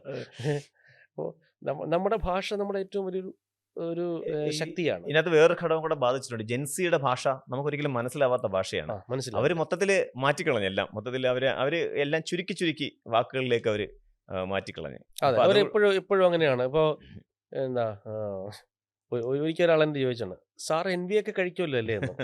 നോൺ വെജിറ്റേറിയൻ NV എനിക്കറിയാവുന്ന NV കൃഷ്ണവരനാണ്. അതുപോലെ പിന്നെ ഇതുപോലെ പല വാക്കുകളും ഉണ്ട് അവരുടെ വാക്കുകൾ. ഇപ്പൊ CM-നെ തന്നെ അവർ വിളിക്കുന്ന പൂക്കി. അത്തരം വാക്കുകളിലേക്ക് അവർ മാറിക്കഴിഞ്ഞു. അപ്പം നമുക്ക് അതായത് ഈ തൊട്ട് മുമ്പത്തെ ജനറേഷന് മനസ്സിലാവാത്ത ലാംഗ്വേജ് ആണ് അവർ സംസാരിച്ചു തുടങ്ങുന്നത്. അപ്പൊ ഈ വരുന്ന കാലം ഇനി എങ്ങനെ ആയിരിക്കും എന്നായിരിക്കും ചിന്തിക്കുന്നത്? വരുന്ന കാലം ഞാൻ ഈ പറയുന്ന പോലെ നമുക്ക് വേണ്ടി AI സംസാരിക്കുന്ന കാലമായിരിക്കും വരുന്നത്. അത് ഏറ്റവും പ്രധാനപ്പെട്ട കാര്യം. ഈ എല്ലാ തരത്തിലുമുള്ള റോബോട്ടുകളെ കണ്ടുപിടിച്ച് കഴിഞ്ഞു. ഒരിക്കൽ അച്യുശങ്കർ സാറിനോട് സംസാരിക്കുമ്പോൾ സാറ് പറഞ്ഞാണ്, എടാ നിനക്ക് പകരം നിൻ്റെ ക്ലാസ്സിൽ, നിൻ്റെ പരുമല സ്കൂളിൽ, നീ പഠിപ്പിക്കുന്ന പരുമല ദേവസ്വം ബോർഡ് സ്കൂളിൽ നിൻ്റെ ക്ലാസ്സിൽ 9ാം ക്ലാസ്സിലോ 8ലോ 10ലോ ചെന്ന് നിന്ന് AI പഠിപ്പിക്കും. പക്ഷേ നിൻ്റെ ക്ലാസ്സിൽ ഒരു കുട്ടിയോട് നീ ഇന്നലെ എന്താ വരാത്തത്, നിനക്ക് പനിയായിരുന്നോ, നീ ഇന്ന് രാവിലെ വല്ലതും കഴിച്ചോ, നിൻ്റെ മുഖം എന്താ വാടിയിരിക്കുന്നത്, നിൻ്റെ കണ്ണെന്താ നിറഞ്ഞിരിക്കുന്നത് എന്ന് ഒരു AI ചോദിക്കില്ല. അതിന് നീ ക്ലാസ്സിൽ പോയാലേ പറ്റുമെന്ന്. കറക്റ്റാണ്. അതാണ് എൻ്റെ പ്രത്യേകത. അതാണ് ഏറ്റവും വലിയ കാര്യം. ആ കുഞ്ഞുങ്ങളുടെ വൈകാരിക ബോധത്തെ തിരിച്ചറിയാൻ കഴിയുന്നതും കൂടിയാണ് അധ്യാപനം. ആണ് എൻ്റെ ഏറ്റവും വലിയ കാര്യം. ഇപ്പോൾ ഒരു ആശുപത്രിയിൽ AI നേഴ്സാണ് നിൽക്കുന്നതെങ്കിൽ 95ാം വയസ്സായ അമ്മമ്മ വന്ന് ക്യൂവിൽ ഏറ്റവും പുറകെ നിന്നാൽ AIക്ക് ഒരു വൈകാരികതയും തോന്നൂല. പക്ഷെ ഒരു മനുഷ്യ സ്ത്രീ ആണെങ്കിൽ അവർക്ക് വയ്യാത്തതാണ് എന്ന് പറഞ്ഞ് പിടിച്ചൊരിടത്ത് ഇരുത്തും. അതിന് നമ്പർ വരുമ്പോൾ അമ്മമ്മ വിളിക്കാം എന്ന് പറയും. അങ്ങനെയുള്ള മാനവിക മൂല്യങ്ങൾ ഇല്ലാതെ ആകിക്കൊണ്ടേയിരിക്കും. ഈ അത് മാനവിക മൂല്യങ്ങളുടെ ഒപ്പം തന്നെയാണ് നമ്മുടെ സംസ്കാരത്തിന്റെ ഒരു നഷ്ടപ്പെടലും കൂടെ. ശരിയല്ലേ? ഇപ്പം ഒരു ചെറിയ ഉദാഹരണം പറയാം. പഴങ്കഞ്ഞി ഒക്കെ നമ്മൾ പണ്ടൊക്കെ പഴങ്കഞ്ഞി കുടിക്കുമായിരുന്നു. സ്ഥിരമായിട്ട് വീട്ടിൽ പഴങ്കഞ്ഞി ഉണ്ടാകാറുണ്ട്. പക്ഷെ ഇന്ന് ന്യൂ ജനറേഷൻ ഫാമിലീസ് വന്ന കാലത്ത് നമ്മൾ പഴങ്കഞ്ഞി പുറത്തു പോയാണ് കഴിക്കുന്നത്. പഴങ്കഞ്ഞി ഒരു റെസ്റ്റോറൻറ്റിൽ നിന്ന് പഴങ്കഞ്ഞി ഓർഡർ ചെയ്യുകയോ അല്ലെങ്കിൽ അവിടെ പോയിരുന്ന് പഴങ്കഞ്ഞി കഴിക്കുകയോ ചെയ്യും. ഒരു വീട്ടിലും മിക്ക സമയത്തും പഴങ്കഞ്ഞി മിക്ക ദിവസങ്ങളിലും ചോദിച്ചാൽ മിക്കവാറും പഴങ്കഞ്ഞി ഉണ്ടാവില്ല. പഴങ്കഞ്ഞി എങ്ങനെയാണ് ഉണ്ടാക്കുകയെന്ന് വെച്ചാൽ അന്നത്തെ ചോറെടുത്ത് പഴങ്കഞ്ഞി ആക്കി കഴിക്കുകയാണ് ചെയ്യുന്നത്. പഴങ്കഞ്ഞിക്ക് ഒരു സംസ്കാരം ഉണ്ടായിരുന്നല്ലോ. നമ്മൾ ഈ പ്രത്യേകിച്ച് നമ്മുടെ ഈ തിരുവനന്തപുരം തെക്കൻ നാടുകളിലെ ഒരു പ്രത്യേകത എന്ന് പറഞ്ഞാൽ ഈ ഭക്ഷണം ഒരു സംസ്കാരമായിരുന്നു. അങ്ങ് പറഞ്ഞതുപോലെ ഈ കരമനയുടെ ആറിന് അപ്പുറവും ഇപ്പുറവും 2 സംസ്കാരവും 2 ഭാഷയും 2 ഭക്ഷണ രീതികളും ഉണ്ടായിരുന്നു എന്ന് പറഞ്ഞല്ലോ. അപ്പോൾ ആ ഒരു മാറ്റവും ഈ നമ്മുടെ സംസ്കാരവുമായിട്ട് വലിയ രീതിയിൽ മാറിയിട്ടുണ്ടല്ലേ? പഴങ്കഞ്ഞി മീൻസ് പഴിഞ്ഞി. അതെ. എങ്ങനെയാണ് ഈ പഴിഞ്ഞി ഉണ്ടാവുന്നത്? പണ്ട് കാലത്ത് വീടുകളിൽ 3 നേരം കഞ്ഞി വയ്ക്കും. കഞ്ഞി വെച്ചാൽ ഭക്ഷണം ഉണ്ടാക്കും. രാവിലെ ബ്രേക്ക്ഫാസ്റ്റ് ഉണ്ടാക്കും. അത് കഴിഞ്ഞൊരു 11:30 ആകുമ്പോൾ അരിയിടും. ഒരു 12:45 12:30 ആകുമ്പോൾ ചോറ് ചൂടോടെ കഴിക്കും. വയലിൽ നിന്ന് വന്ന് ചൂടോടെ അത് കഴിക്കും. എന്നിട്ട് അപ്പോഴത് കഴിച്ച് തീർക്കും. എന്നിട്ട് എന്ത് ചെയ്യും? വൈകുന്നേരം ഒരു 6, 6:30, 7 മണിയാകുമ്പോൾ അതായത് വിളക്കൊക്കെ വെച്ചതിന് ശേഷം പ്രാർത്ഥനയൊക്കെ കഴിഞ്ഞിട്ട് വീണ്ടും അരിയിടും. അരിയിട്ട് ഒരു 8 മണിയാകുമ്പോഴേക്കും ചോറ് വയ്ക്കും. ഈ ഉച്ചയ്ക്ക് ഹെവിയായിട്ട് കഴിച്ചുകൊണ്ട് തന്നെ രാത്രി വളരെ കുറച്ചേ കഴിക്കുള്ളൂ, മിക്കവാറും ഒക്കെ. അപ്പോൾ ഈ ചോറ് മിച്ചം വരും. ഇതാണ് പിറ്റേ ദിവസത്തെ പഴിഞ്ഞി. ഈ പഴിഞ്ഞി രാവിലെ 8 മണിക്ക് കുടിച്ചോണ്ട് അല്ലെങ്കിൽ 11 മണിക്കോ 10 മണിക്കോ ഇടനേരത്ത് ഇത് കുടിക്കും. ജോലിക്ക് വരുന്നവർ അവർക്കൊക്കെ പെട്ടെന്ന് തന്നെ ഈ ഊർജ്ജം, ഈ കാലറി ചിലവാകുമായിരുന്നു. കാരണം അതിനു വേണ്ടി ജോലിയാണ് ചെയ്യുന്നത്. എൻ്റെ നാട്ടിലൊരു തങ്കപ്പൻ നായർ ഉണ്ടായിരുന്നു. ഈ അടുത്ത കാലത്ത് മരിച്ചുപോയി. 95 വയസ്സെന്തോ ഉള്ളപ്പോഴാണ് മരിച്ചുപോയത്. തങ്കപ്പൻ നായർ ഒരു കെമിക്കൽ വളവും കൃഷിക്ക് ഉപയോഗിക്കില്ല. എൻ്റെ അടുത്ത സുഹൃത്തായ അഖിലേഷിൻ്റെ അപ്പൂപ്പനാണ്. ഇദ്ദേഹം ഒരു കൃഷി സാധനം വേറെ കെമിക്കലൊന്നും ഉപയോഗിക്കില്ല. പക്ഷെ രാസവളം ഉപയോഗിച്ച് തൊട്ടടുത്ത വിളയിൽ വിജയമാമൻ കൃഷി ചെയ്യുന്നതിൻ്റെ 10 ഇരട്ടി ഫലം ഇദ്ദേഹം ഉപയോഗിക്കും. പച്ചില വളവും ചാണകപ്പൊടിയൊക്കെ ഉപയോഗിക്കുള്ളൂ. അതേ ഉപയോഗിക്കും. ഭയങ്കര കൃഷിക്കാരനാണ് ഈ മനുഷ്യൻ. നന്നായിട്ട് ആഹാരം കഴിക്കും, മദ്യപാനവും ഉണ്ട്. എന്നിട്ട് ഈ മനുഷ്യൻ്റെ ബോഡിയൊക്കെ കാണണം. അകത്തേക്ക് വളഞ്ഞ വയറാണ്, അത്ര നല്ല ശരീരമാണ്. മരച്ചിനി തൂക്കി സ്വന്തമായിട്ട്, മരച്ചിനി കപ്പ മരച്ചിനി തൂക്കി സ്വന്തമായിട്ട് പൈസ ഉണ്ടാക്കി ജീവിക്കുന്നൊരു മനുഷ്യനായിരുന്നു. എന്നുവെച്ചാൽ ഇത്രയും അധ്വാനിച്ചിട്ടും ആ മനുഷ്യൻ അതിൻ്റെ ഒരു വാട്ടം ഇല്ലായിരുന്നില്ല. ആണ് എൻ്റെ ഏറ്റവും വലിയ പ്രത്യേകത. ഇത് പഴയ ആളിൽ ഇത്രയും നന്നായിട്ട് അധ്വാനിക്കുമായിരുന്നു. എൻ്റെ നാട്ടിൽ ഞാൻ കണ്ടിട്ടുള്ളതിൽ വെച്ച് ഏറ്റവും നല്ല അധ്വാനിയ ഒരു മനുഷ്യനാണ് അദ്ദേഹം. നന്നായിട്ട് അധ്വാനിക്കുമായിരുന്നു. അതുകൊണ്ട് തന്നെ അവർക്ക് എന്ത് കഴിച്ചാലും ദഹിക്കുമായിരുന്നു. അതുകൊണ്ട് അവർ 3 നേരവും ഇത് തന്നെ കഴിക്കും, അരി ആഹാരം തന്നെ കഴിക്കും. അത് അവരുടെ ഒരു ശീലമായിരുന്നു. അതുകൊണ്ട് തന്നെ ഈ പറഞ്ഞ പോലെ പഴങ്കഞ്ഞിക്ക് ഒരുപാട് സ്കോപ്പ് ഉണ്ടായിരുന്നു. നമുക്ക് നിർത്തുന്നതിന് മുമ്പ് നമുക്കൊരു ചെറിയ കാര്യം കൂടെ, അതായത് നമ്മൾ ഈ തിരുവനന്തപുരത്തെ ഇതുവരെ നമ്മൾ ആ തിരുവനന്തപുരത്തെ ഭാഷകളുടെ ആ വ്യത്യാസങ്ങൾ, ആ ഭാഷാശൈലിയുടെ വ്യത്യാസങ്ങൾ സംസാരിച്ചില്ല. നമുക്ക് അതും കൂടെ പറഞ്ഞ് നമുക്ക് ഈ ഷോ വൈൻഡപ്പ് ചെയ്യാം. അപ്പോൾ ഈ അങ്ങ് മനസ്സിലാക്കിയ തിരുവനന്തപുരത്തിൻ്റെ വിവിധ ഭാഷകൾ, അതിൻ്റെ ആ ഒരു ശൈലി ഉൾപ്പെടെ എനിക്കൊന്ന്. അത് ആ ചാനലിൽ ഞാനന്ന് പറഞ്ഞിട്ടുണ്ട്. അതിങ്ങനെ അതേപടി വേണ്ട, എനിക്ക് അതിൻ്റെ ഒരു പുതിയ വെർഷൻ മതി. കാരണം ആ വെർഷൻ എല്ലാവരും കേട്ടതാണ്. അതിൽ കേൾക്കാത്ത കുറച്ച് കാര്യങ്ങളുണ്ട്. ഞാൻ ഈ നേരത്തെ പറഞ്ഞ പോലെ തിരുവനന്തപുരം ജില്ല തുടങ്ങുന്നിടം മുതൽ തിരുവനന്തപുരം ജില്ല അവസാനിക്കുന്നിടം വരെയുള്ള ഒരുപാട് സ്ഥലങ്ങളിൽ ഏതെങ്കിലും കുറച്ച് ഭാഗങ്ങളിൽ ഇപ്പോഴും അവശേഷിക്കുന്ന. അതെ, കേൾക്കാത്തെന്ന് വെച്ചാൽ ഇപ്പോൾ എൻ്റെ നാട്ടിൽ തേയില വെള്ളം എന്ന് പറയും. അതെ, അതിനെ നെടുമങ്ങാട് മുണ്ടയില ഭാഗത്തൊക്കെ ചെന്ന തേയില വെള്ളം എന്ന് പറഞ്ഞാൽ അവർക്ക് അത്ര കണ്ടറിയണമെന്നില്ല. അവർ വെറും ചായ. അതെ, വെറും ചായയും പാൽ ചായയും വ്യത്യാസം. അത് ഒരു ശൈലി. അതുപോലെ തന്നെ ഞാൻ പറയാൻ വിട്ടുപോയ, ആ ചാനലിൽ പറയാൻ വിട്ടുപോയ സാധനമുണ്ട്. അത് കുഴിത്തറ ആറ്റിൻ്റെ മ്യൂസിക്കാണ്. എൻ്റെ ഒരു ചേട്ടൻ കല്യാണം കഴിച്ചിരിക്കുന്നത് വന്നിയൂർ എന്ന് പറഞ്ഞ സ്ഥലത്താണ്, തമിഴ്നാടിനോട് അടുത്തുള്ള വന്നിയൂർ. അവരുടെ ഭാഷയെ സ്വാധീനിച്ചിരിക്കുന്ന ഈ കുഴിത്തറ ആറ്റിൻ്റെ ഒഴുക്കാണ്. കെട്ടിക്കിടക്കുന്ന വെള്ളത്തിൻ്റെ തിര പോലെ അല്ല, ഒഴുകിപ്പോകുന്നതാണ്. അപ്പോൾ ആ ചേച്ചിയുടെ അച്ഛൻ പണ്ട് ഇവിടെ വരും, നമ്മുടെ ആറാലുമുട്ടി വരും, മരുമോൻ്റെ വീട്ടിൽ വരും. വരുമ്പോൾ അദ്ദേഹം സംസാരിക്കുന്നത് എങ്ങനെയാണെന്നറിയാമോ? മണി എത്ര ആയി എന്ന് ചോദിക്കില്ല, മണി എത്ര അടിച്ചേ, മണി എത്ര അടിച്ചേ, അയ്യോ ബസ്സിൽ പോണ്ടേ എന്ന് ചോദിക്കും. ഈ ഒരു നീട്ടൽ കൂടുതലാണ്. കാരണം അവരുടെ ഒരു പാരമ്പര്യം എന്ന് വെച്ചാൽ പത്മനാഭപുരം കൊട്ടാരം തമിഴ്നാട്ടിലാണ്. അവിടെ നിന്ന് ഒരു പത്മനാഭസ്വാമി ക്ഷേത്രം കാണാൻ വരുമ്പോൾ അവരെ ഏറ്റവും ആകർഷിച്ച സാധനം മേത്തൻ മണിയാണ്. അപ്പോൾ മണി അടിക്കുകയാണ്. അവർക്ക് മണി ആവുകയല്ല. അതെ, നമ്മൾ അതെ. ചോദിക്കും മണി എത്രയായി എന്നല്ലേ അതെ, ചോദിക്കുന്നത്. മണി എത്രയായി എന്ന് അതെ, അതെ, ചോദിക്കുന്നത് അതെ. ഔദ്യോഗികമായ ഒരു സംവിധാനത്തിൽ നിന്നാണ്, ഉം. ഉദ്യോഗസ്ഥ വൃന്ദത്തിൽ നിന്ന് വന്ന വാക്കാണ്. അതെ, അതെ. മറ്റത് മണി എത്ര അടിച്ചു എന്നാണ്. അടിച്ചു. അതെ. ചായ കുടിക്കുന്നത് പോലും ഉണ്ട് ഈ ഉം. വ്യത്യാസം. തിരുവനന്തപുരത്ത് ചായ കൊടുത്തിരുന്ന കപ്പ് ഉം. എന്നറിയാമോ? 3 പ്രാവശ്യം സിപ്പ് ചെയ്യുമ്പോഴേക്കും ആ ചായ തീരും. തീരും. അതെ. സെക്രട്ടേറിയറ്റിലെ ഒരു സ്റ്റാഫിന് 11 മണിക്ക് ഒരു ഇന്റർവെല്ലുണ്ട്. ഉം. 11:10 ആകുമ്പോഴേക്കും തിരിച്ചു കയറണം, ഉം. അല്ലെങ്കിൽ 11:15 തിരിച്ചു കയറണം. ഇതിനിടയ്ക്കുള്ള സമയമാണ്. എന്നാൽ നിങ്ങൾ 5 പോയിട്ട് ഉം. ഒരു ചായ കുടിച്ചു നോക്കൂ. ഉം. ഇത്ര പൊക്കമുള്ള ഗ്ലാസ്സിലാണ്. അതെ. റബ്ബർ വെട്ടാൻ പോണവനാണ് അവിടെ ചായ അതെ, കുടിക്കുന്നത്. അതെ, അതെ. അവന് അത്രയും ഉണ്ടെങ്കിലേ ഇഫക്റ്റ് ചെയ്യുള്ളൂ. ഇത് ഞാൻ 5 ചായ കുടിച്ചിട്ടുണ്ട്, അപ്പോൾ അതെ, അതെ, എനിക്ക് അതെ, അതെ, അറിയാവുന്നതാണ്. ശരിയാണ്, ശരിയാണ്. ഇത്തരത്തിലുള്ളൊരു വ്യത്യാസം. കട്ടപ്പനയിലെ പ്രധാനപ്പെട്ട സംഭവം എന്താ? കപ്പ ബിരിയാണി, ഉം. ദേശീയ ഭക്ഷണം. അതെ.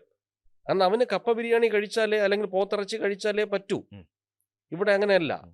3 ദോശ, ചമ്മന്തി, അതെ. സിംഗിൾ ഓംപ്ലേറ്റ്, അതെ, അതെ. അത് മതി. അതെ. ലഘുഭക്ഷണം മതി. അതെ. മറ്റതങ്ങനെയല്ല. അവരുടെ ഭക്ഷണ രീതി തന്നെ അവരുടെ ഏറ്റവും വലിയൊരു ഉം. പിന്നെ സംസ്കാരത്തിൻ്റെ, തൊഴിലിൻ്റെ ഒക്കെ ഭാഗമാണ്. ഉം. ഭാഷയിൽ ഇതുണ്ട്. കട്ടപ്പനയിലൊക്കെ നിങ്ങൾ സംസാരിക്കുമ്പോൾ, ഇടുക്കിയിലൊക്കെ സംസാരിക്കുമ്പോൾ വലിയതായിട്ടുള്ള നമ്മുടെ തിരുവനന്തപുരത്ത് നിന്ന് വലിയ വ്യത്യാസമുള്ളതിന് നമുക്ക് തോന്നൂല. അങ്ങനെ ഒരു വ്യത്യാസം തോന്നില്ല. എന്നാൽ ഇങ്ങോട്ട് താഴോട്ട് വരുമ്പോൾ, അടിമാലി കഴിഞ്ഞ് താഴോട്ടേക്ക് വരുന്ന നേര്യമംഗലം ഉം. മുതൽ ഇങ്ങോട്ട് വരുമ്പോൾ ചെറിയ വ്യത്യാസങ്ങൾ കാണും. അതെങ്ങനെയെന്നറിയാമോ? തൊട്ടപ്പുറത്ത് തൃശ്ശൂരാണ്. ഉം. അത് കഴിഞ്ഞ് അപ്പുറത്തോട്ടേക്ക് പോകുമ്പോഴേക്കും പിന്നെ തൃശ്ശൂർ, അങ്കമാലി കഴിഞ്ഞ് പിന്നെ തൃശ്ശൂരായി. അതെ. അപ്പോൾ ഇതിൻ്റെ ഒരു തുടക്കം ഉം. ഉണ്ടായിരുന്നു. ഞാൻ ജോലി ചെയ്യുന്ന തൃക്കാരിയൂർ സ്കൂളിൽ OA രാജൻ ചേട്ടൻ സംസാരിക്കുന്നത് ആദ്യമായിട്ട് കേൾക്കുന്ന ആളിന് വേറെ ഏതോ ഭാഷയെന്ന് തോന്നുന്നു. അതെ. വളരെ വേഗതയിലാണ് പുള്ളി സംസാരിക്കും. എന്നാൽ ഏതാണ്ട് നേര്യമംഗലം വരെയുള്ള ആളുകൾ സംസാരിക്കുന്ന വളരെ മാനകമായ ഭാഷയിലാണ് അവർ സംസാരിക്കുന്നത്. അത് വളരെ, നിങ്ങൾ ആ വിലായത്ത് ബുദ്ധ സിനിമയൊക്കെ അതെ, അതെ. കണ്ടിട്ടില്ലേ? അതിലേക്ക് അവരെ ഭാഷ കണ്ടിട്ടില്ലേ? ഷമീദിലൊക്കെ സംസാരിക്കുന്നത് വളരെ സ്ട്രക്ചേർഡ് ഒരു ഭാഷയാണ്. എന്നാൽ ഇങ്ങോട്ട് വരുമ്പോൾ അങ്ങനെയല്ല. ഉം. നമ്മുടെ തെക്കോട്ട് വരുമ്പോൾ ആ രീതിയിലല്ല സംസാരിക്കുന്ന വ്യത്യാസമുണ്ട്. ഇപ്പം ഞാൻ തന്നെ ഈ പറയൂല, ചെയ്യൂല, മനസ്സിലാവൂല എന്നൊക്കെയാണ് പറയുന്നത്. അതെ. മനസ്സിലാവില്ല, അതെ. പറയില്ല, ചെയ്യില്ല എന്നൊക്കെ പറ്റത്തില്ല ഉം. എന്നൊന്നും നമ്മൾ പറയത്തില്ല. പറയത്തില്ല, അല്ലേ? പറയത്തില്ല എന്നുള്ളതാണ്. അതെ. ഞാൻ പറയൂല. ഞാൻ ഇപ്പോഴും എൻ്റെ നാട്ടിൽ, ഞാൻ എൻ്റെ സ്കൂളിലൊക്കെ ചില സമയത്ത് എനിക്ക് ഞാൻ സംസാരിക്കുന്ന സമയത്ത് ചിലപ്പോൾ എൻ്റെ നാട്ടുഭാഷയിലാണ് സംസാരിക്കുന്നത്. നാട്ടുഭാഷ വന്നു പോകും. അതെ. ഈ ചില സ്ഥലങ്ങളിൽ ചില വാക്കുകൾ ഭീകരമായ ചീത്തയാണെന്ന് നമുക്കറിയാലോ. അതെ, അതെ. ചില വാക്കുകൾ വളരെയധികം ചീത്തയാണ്. ഇപ്പോൾ തിരുവനന്തപുരത്തുകാരനായ കുമാരനാശാൻ ഉം. എഴുതിയിട്ടുണ്ട്, കോപ്പിടും നൃപതി പോലെയും കളിക്കോപ്പെടുത്ത ചെറു പൈതൽ പോലെയും. കോപ്പ് ഉം. കോപ്പ് എന്ന് വെച്ചാൽ വസ്തു എന്നാണ് അർത്ഥം. എന്നാൽ ഈ നമ്മുടെ ആറന്മുളയ്ക്കപ്പുറം കവിയൂര് തോട്ടഭാഗം ഭാഗത്തൊക്കെ കോപ്പെന്ന് പറഞ്ഞാൽ ഭയങ്കര ചീത്തയാണ്. ആണ് എൻ്റെ പ്രത്യേകത, ആണ് എൻ്റെ വ്യത്യാസം. അങ്ങനെ വിവിധ വാക്കുകളുണ്ട്, നമുക്കറിയാം പല വാക്കുകളും. അപ്പോൾ ഇത് ആ ഭാഷ, ആ നാട്ടുകാർ വളരെ, ഇപ്പോൾ കൊടുങ്ങല്ലൂർ ഭരണിയെടുക്കുന്ന സമയത്ത് കൊടുങ്ങല്ലൂർ ഈ അസഭ്യമൊക്കെ കേൾക്കുമ്പോഴും വളരെ കാഷ്വലായിട്ട് അവിടെ ആളുകൾ തൊഴുതുകൊണ്ട് ഇതിനെ തന്നെ പാടിക്കൊണ്ട് നടക്കും. അവർക്കതൊരു ചീത്തയായി തോന്നുന്നില്ല. നമുക്കൊരു വലിയ ജാള്യത തോന്നും ആ സമയത്ത്. അത് എന്തുകൊണ്ട് തോന്നുന്നു വെച്ചാൽ നമ്മൾ പൊതുവായി സംസാരിക്കുന്നത് ആണ് നമുക്ക് ഏറ്റവും രസകരമെന്നും മറ്റൊന്നും അങ്ങനെ അല്ല എന്നുമുള്ള വിചാരത്തിലാണ്. ഇപ്പോൾ പുല്ല് എന്നൊരു വാക്ക് ചീത്തയാവാൻ കാരണം തറയിൽ വളരുന്നത്, ആളുകൾ ചവിട്ടി മെതിക്കുന്നത് വിലയില്ലാത്തതെന്ന അർത്ഥത്തിലാണ്. പക്ഷേ ഈ കുതിര പോലീസുകാരുടെ ഒരു വിങ് ഉണ്ടല്ലോ നമുക്ക്, അവിടെ പുല്ല് വിറ്റിട്ടുള്ളവനറിയാം ഒരു കെട്ട് പുല്ലിന് 550 രൂപ ഉണ്ടത് ചീത്തയല്ല. പട്ടി എന്ന് പണ്ട് വിളിച്ചുകൊണ്ടിരുന്നത് അഭയമില്ലാത്തത്, അലഞ്ഞു നടക്കുന്നത്, പട്ടി നനയും പോലെ നനഞ്ഞു. ഇപ്പോഴും പറയും പട്ടിപ്പണി എടുത്താണ് ചെയ്യുന്നത്. വെച്ചാൽ തിരിച്ചൊന്നും പ്രതീക്ഷിക്കാതെ ഇങ്ങനെ അലഞ്ഞു നടക്കുന്നതെന്നുള്ള അർത്ഥത്തിലാണ് പട്ടിയെന്ന്. ഇപ്പൊ നിങ്ങൾക്കറിയാലോ 5 ലക്ഷം രൂപയ്ക്കുള്ള പട്ടിയില്ലേ? 10 ലക്ഷം രൂപയ്ക്കുള്ള പട്ടിയുണ്ട്. അതിനെ മെയിൻറ്റെയിൻ ചെയ്യാൻ പോകുന്നത് തന്നെ വലിയ കാര്യമാണ്. പിന്നെ അങ്ങനെയാണ് ഈ പണ്ട് അതുപോലെ നിങ്ങൾ മനസ്സിലാക്കേണ്ട ഒരു കാര്യം കൊണ്ട് അതുകൂടെ പറയാം. പഴയ കാലത്ത് ഈ രാജഭരണം ഉണ്ടായിരുന്ന സ്ഥലങ്ങളുണ്ടല്ലോ, അവിടുത്തെ പ്രധാനപ്പെട്ടൊരു ചീത്തയാണ് കഴിവേറി എന്നൊരു ചീത്ത. കഴിവേറിയ നല്ല ചീത്ത, കഴിവേറിയുടെ മകനാണ് ഏറ്റവും വലിയ ചീത്ത. എന്താ എങ്ങനെയാണ് ഈ ചീത്ത ഉണ്ടായെന്നറിയാമോ? പണ്ട് രാജാവ് ഈ ക്രൂരമായ കുറ്റം ചെയ്യുന്നത്, രാജാവിനെതിരെ പ്രവർത്തിക്കുന്ന ആളുടെ കഴുകേറ്റും. കഴുകേറ്റിട്ട് കഴിവിൽ കൊല്ലൂല, കുരുക്ക് കഴുത്തിൽ ഇടുമ്പോൾ രാജാവ് പറയും, ഒരു കാര്യം ചെയ്, അവനെ അഴിച്ചു വിട്ടിരുന്നു. ഉം. അവനെ അഴിച്ചു വിട്ടിരുന്നു. ഇതാണ് ഏറ്റവും വലിയ ശിക്ഷ. ശിക്ഷ. കഴിവേറിയിട്ട് മരിക്കാതെ ഒരുത്തൻ തിരിച്ചിറങ്ങി വന്നാൽ പിന്നെ അവൻ്റെ വീട്ടിൽ നിന്ന് അവൻ്റെ പെൺമക്കളെ ആരും കല്യാണം കഴിക്കില്ല. ഉം. അവൻ്റെ മോന് പെണ്ണ് കിട്ടൂല. അവന് പലോചനങ്ങളിൽ നിന്ന് സാധനം കൊടുക്കൂല. ഉം. അവനെ വീട്ടിൽ കയറ്റൂല. ഉം. പരിത്യക്തനായിട്ട് നാട് മുഴുവൻ അലഞ്ഞ് ഭ്രാന്തെടുത്ത് ഇഞ്ചിഞ്ചായിട്ട് മരിക്കും. ഇവൻ തന്നെ അവസാനം ആത്മഹത്യ ചെയ്യേണ്ടി വരും. ഓക്കേ. അങ്ങനെയുള്ളവൻ്റെ മകൻ എന്ന അർത്ഥത്തിലാണ് ഏറ്റവും ഭീകരമായ ചീത്തയായിട്ടാണ് ഈ ചീത്ത വന്നത്. ആ ചീത്ത വന്നതിൻ്റെ വഴി ഇതാണ്. ദ്രാവിഡ സംസ്കാരത്തിൽ അച്ഛൻ മരിച്ചു പോകുമ്പോൾ അമ്മ മൂത്ത മകനെ കല്യാണം കഴിച്ച് സന്താനോൽപാദനം നടത്തി ജീവിക്കുന്നൊരു രീതി ഉണ്ടായിരുന്നു. ഉം. അവിടെ നിന്നാണ് തിരുവനന്തപുരത്തെ അമ്മയെ ചേർത്തുള്ള ഭീകരമായൊരു ചീത്ത ഉണ്ടായത്. ഉം. അമ്മയെ അനുഭവിച്ചവൻ എന്ന അർത്ഥത്തിലാണ് ആ മനസ്സിലായി, ചീത്ത. അത് മനസ്സിലായി. ദ്രാവിഡ സംസ്കാരത്തിലുള്ള രീതിയാണ്. ഉം. ആ ദ്രാവിഡ സംസ്കാരത്തിൽ കമ്പരാമായണത്തിലെ കഥയിൽ പറയൂല്ലേ, രാവണൻ സീതയെ കട്ടോണ്ട് പോയി എന്ന് പറയുന്നത് രാവണൻ സീതയുടെ അച്ഛനാണെന്നൊരു കഥ കമ്പരാമായണത്തിലുണ്ട്. ഉം. അത് അച്ഛൻ മകളെ വേൾക്കാൻ തയ്യാറാവുന്നുള്ളത്. അങ്ങനെ ഒരു ദ്രാവിഡ സംസ്കാരത്തിൽ അങ്ങനെ ഒരു രീതി ഉണ്ടായിരുന്നു. മൂത്ത മകളെ കല്യാണം, അമ്മയുടെ സാന്നിധ്യത്തിൽ മൂത്ത മകളെ കല്യാണം കഴിച്ച് ജീവിക്കുന്ന ഒരു രീതി ഉണ്ടായിരുന്നു. ഇത് ബൈബിളിലുണ്ടല്ലോ, ലോത്തിന്റെ കഥ നമുക്കറിയാം. ഉം. അത് ഇതൊക്കെ കണക്റ്റഡ് ആണ്. ഈ ചീത്തകളിലൊക്കെ ഈ സംസ്കാരം കിടപ്പുണ്ട്. ഈ വാക്ക് കിടപ്പുണ്ട്. ഈ വാക്കുകളെല്ലാം തെണ്ടി എന്ന ചീത്ത ഉണ്ടാവാൻ കാരണം ഇതുപോലെ അലഞ്ഞു കിടക്കുന്ന ഒരാൾ എന്നുള്ള അർത്ഥത്തിലാണ് തെണ്ടി എന്നൊരു വാക്കുണ്ടായത്. ഇങ്ങനെയുള്ള ഒരുപാട് ഒരുപാട് ഒരുപാട് വാക്കുകളുടെ പിന്നിലൊരു വലിയ ചരിത്രമില്ല. ഞാനൊരിക്കൽ ഒരു ഓണപ്പതിപ്പിൽ എഴുതിയിട്ടുണ്ട്, ഒരു മാസികയുടെ ഓണപ്പതിപ്പിൽ എഴുതിയിട്ടുണ്ട്, മൊഴികളെ വഴിയെ പെയ്യ കൊലുകൊലു കൊലുകൊലു കേൾക്കാം എന്നാണ് എൻ്റെ പ്രത്യേകത. എന്നുവെച്ചാൽ ഞാൻ ഈ ഭാഷയുടെ വൈജാത്യം മനസ്സിലാക്കുന്നത്. എൻ്റെ നാട് ആറാലുമൂടായതുകൊണ്ട് ആറാലുമൂട് ഒരു ഭയങ്കര ഗംഭീരമായൊരു ചന്ത ഉണ്ടായിരുന്നു. ആറാലുമൂട് ചന്ത വളരെ പ്രശസ്തമാണ്. അയ്യൻകാളിയുടെ ആദ്യത്തെ സമരം നടന്ന ചന്തയാണ് ആറാലുമൂട് ചന്ത. ഇത് പക്ഷേ ഇപ്പോൾ ചന്ത ഇല്ലാതാവുകയോ അത് അവിടെ പകരം IHRD കോളേജ് കൊണ്ടുവരാനുള്ള ശ്രമം നടത്തുകയും ചെയ്യുകയാണ്. അപ്പം ഞാൻ ഒരിക്കൽ അവിടുത്തെ ഒരു പ്രിൻസിപ്പലിനോട് പറഞ്ഞു, പണ്ട് ഞങ്ങളൊക്കെ പഠിക്കുന്ന കാലത്ത് സ്കൂളിൽ ബഹളം ഉണ്ടാക്കുമ്പോൾ ചോദിക്കും ഇതെന്താണ് ചന്തയാണോ എന്ന് ചോദിക്കും. ഇപ്പോൾ ടീച്ചറിന് അങ്ങനെ ചോദിക്കേണ്ട കാര്യമില്ല, ചന്തയാണെന്ന് എല്ലാവർക്കും അറിയാം എന്ന് പറയും. ആ ചന്ത മാറുകയും, അതായത് ആളുകൾ കൂട്ടം കൂടുന്ന സ്ഥലങ്ങൾ ഗ്രാമങ്ങളിൽ നിന്ന് ഇല്ലാതാവുകയും അവര് പച്ചക്കറി കിറ്റായി വിൽക്കുന്ന കടകളിൽ നിന്ന് വാങ്ങുകയും ചെയ്യും. അപ്പോഴെന്ത് സംഭവിക്കും? ഇവിടുത്തെ സാധാരണക്കാരായ ആളുകൾ കൃഷി ചെയ്തൊന്നും ഉണ്ടാക്കാതെ വരും. അവനുണ്ടാക്കുന്ന സാധനം ബൾക്കാറ്റ് കൊണ്ട് വിറ്റുകൊണ്ടിരുന്ന സ്ഥലമാണ് ചന്ത. അവിടെ അത് ഇല്ലാതാവുകയും അവിടെ വേറെ തരം ഷോപ്പിംഗ് മാളുകൾ അതുപോലുള്ള മറ്റ് സ്ഥാപനങ്ങളൊക്കെ വരികയും ചെയ്യുമ്പോൾ ചന്തയുടെ ഭൂമി ഇല്ലാതാവും. ആ കൾച്ചർ അങ്ങ് പോകും. ഈ ഭാഷയുടെ വ്യത്യാസം ഏറ്റവും കൂടുതൽ നമ്മൾ അനുഭവിക്കുന്ന ഈ ചന്തയ്ക്കകത്താണ്. നാരങ്ങ വിൽക്കുന്നവൻ ഒരു ഭാഷയിൽ പറയും, ആ ടോണിലേ അല്ല മീൻ വിൽക്കുന്നവന്റെ ടോൺ, അതല്ല ഈ വാഴക്കുല വിൽക്കുന്ന ആളിന്റെ ടോൺ, അതല്ല തോർത്ത് വിൽക്കുന്ന ആളുണ്ട്. എനിക്കിപ്പോഴും ഓർമ്മയുണ്ട്, ആറാലുമൂട് ചന്തയിൽ തോർത്ത് വിൽക്കുന്ന ആളുണ്ട്. അയാൾ ഇങ്ങനെ നിന്നിട്ട് 10 രൂപ 10 രൂപ എന്ന് പറയും. അപ്പോ നമ്മളിങ്ങനെ വാങ്ങാൻ അടുത്ത് ചെല്ലുമ്പോൾ 15 രൂപ ആണ് അയാളുടെ എക്കണോമിക് സ്കില്ല്. ഇനി ട്രെയിനിൽ കാപ്പി വിൽക്കുന്ന ആള് കാപ്പി കാപ്പി കാപ്പി കാപ്പി കാപ്പി എന്ന് പറയും.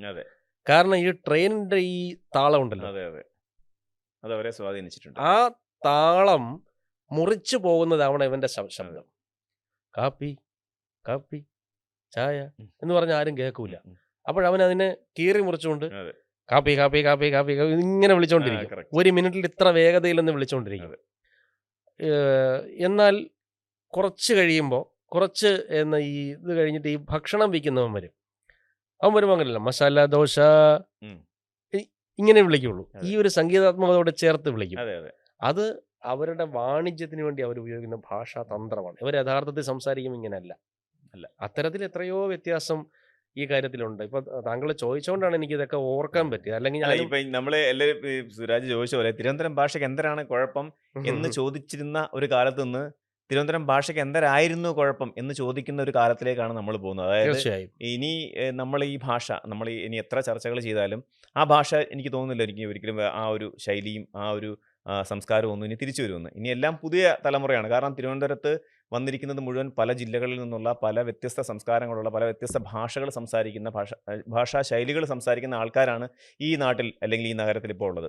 ഈ നഗരത്തിൻ്റെ സ്വാധീനം എന്ന് പറയുന്നത് സമീപ പ്രദേശങ്ങളുള്ള പഞ്ചായത്തുകളിലേക്കും അല്ലെങ്കിൽ സമീപ പ്രദേശങ്ങളിലേക്കും മാറിക്കഴിഞ്ഞു. കാരണം ഇവിടെ താമസിക്കാൻ സ്ഥലമില്ല. അപ്പോൾ താമസിക്കാൻ സ്ഥലം അന്വേഷിച്ച ആൾക്കാർ അടുത്തടുത്ത പ്രദേശങ്ങളിലേക്ക് പോകുമ്പോൾ സ്വാഭാവികമായിട്ടും ഈ ഒരു സംസ്കാരം അതുമായിട്ട് ഇഴുകിച്ചേർന്ന് ഈ സംസ്കാരം മൊത്തത്തിൽ അങ്ങ് മായുകയാണ്. അപ്പം ഈ എന്തരായിരുന്നു നമ്മുടെ കുഴപ്പം എന്നുള്ളത് നമുക്കിനി പറയാൻ ഒരിക്കലും സാധിക്കില്ല. എന്താണ് അല്ലെങ്കിൽ എന്തുകൊണ്ടാണ് അതിലേക്ക് നമ്മൾ മാറുകയാണ് അല്ലേ അതെ അതല്ലേ അതെ ചെയ്യുന്നത്? അതെ അതെ ആ ഒരു ഈ നാട്ടുഭാഷയിൽ നിന്ന് പൂർണ്ണമായും ഇല്ലാതായിക്കൊണ്ടിരിക്കും. അതെ നാട്ടുഭാഷയുടെ ഒരു മാധുര്യം ഇല്ലാതായിക്കൊണ്ടിരിക്കുന്ന ഒരു കാലമാണ് ഉം. ഇപ്പോൾ. അതെ കാരണം നമ്മൾ സംസാരിക്കുന്ന ആൾ അങ്ങനെയുള്ള ആളാണ്. ഇപ്പം ഞാൻ താങ്കൾ കൊല്ലത്തുകാരനായിട്ട് താങ്കളോട് സംസാരിക്കുമ്പോൾ ഈ അതെ രീതിയിൽ സംസാരിക്കാൻ അതെ പറ്റുള്ളൂ. അതെ അതെ ആണ് എൻ്റെ വ്യത്യാസം. ശരിയാണ്. തീർച്ചയായിട്ടും നമ്മുടെ ഭാഷയും സംസ്കാരവും ഒന്നും ഒരിക്കലും ഇങ്ങനെ ആയിരുന്നില്ല. ഇങ്ങനെ നഷ്ടപ്പെടരുതായിരുന്നു. ഇനിയെങ്കിലും അറിയാവുന്ന കുറച്ച് പേരെങ്കിലും ഈ വാമൊഴിയായിട്ട് ഞാൻ ആദ്യം പറഞ്ഞതുപോലെ വാമൊഴിയായിട്ട് നമ്മുടെ ഭാഷ, നമ്മുടെ സംസ്കാരം മറ്റുള്ളവരിലേക്ക് പകർന്ന് കൊടുക്കാൻ ശ്രമിക്കട്ടെ എന്ന് മാത്രമേ നമുക്ക് ആശ്വസിക്കാൻ പറ്റൂ അല്ലേ? അത്രേ ആശംസിക്കാൻ പറ്റുള്ളൂ. Thank you so much. ഒരുപാട് കാര്യങ്ങൾ താങ്ക് യു. സംസാരിച്ചു. എനിക്കും. കൂടുതൽ വാർത്തകൾക്ക് news 18 Keralam YouTube channel subscribe ചെയ്യുക.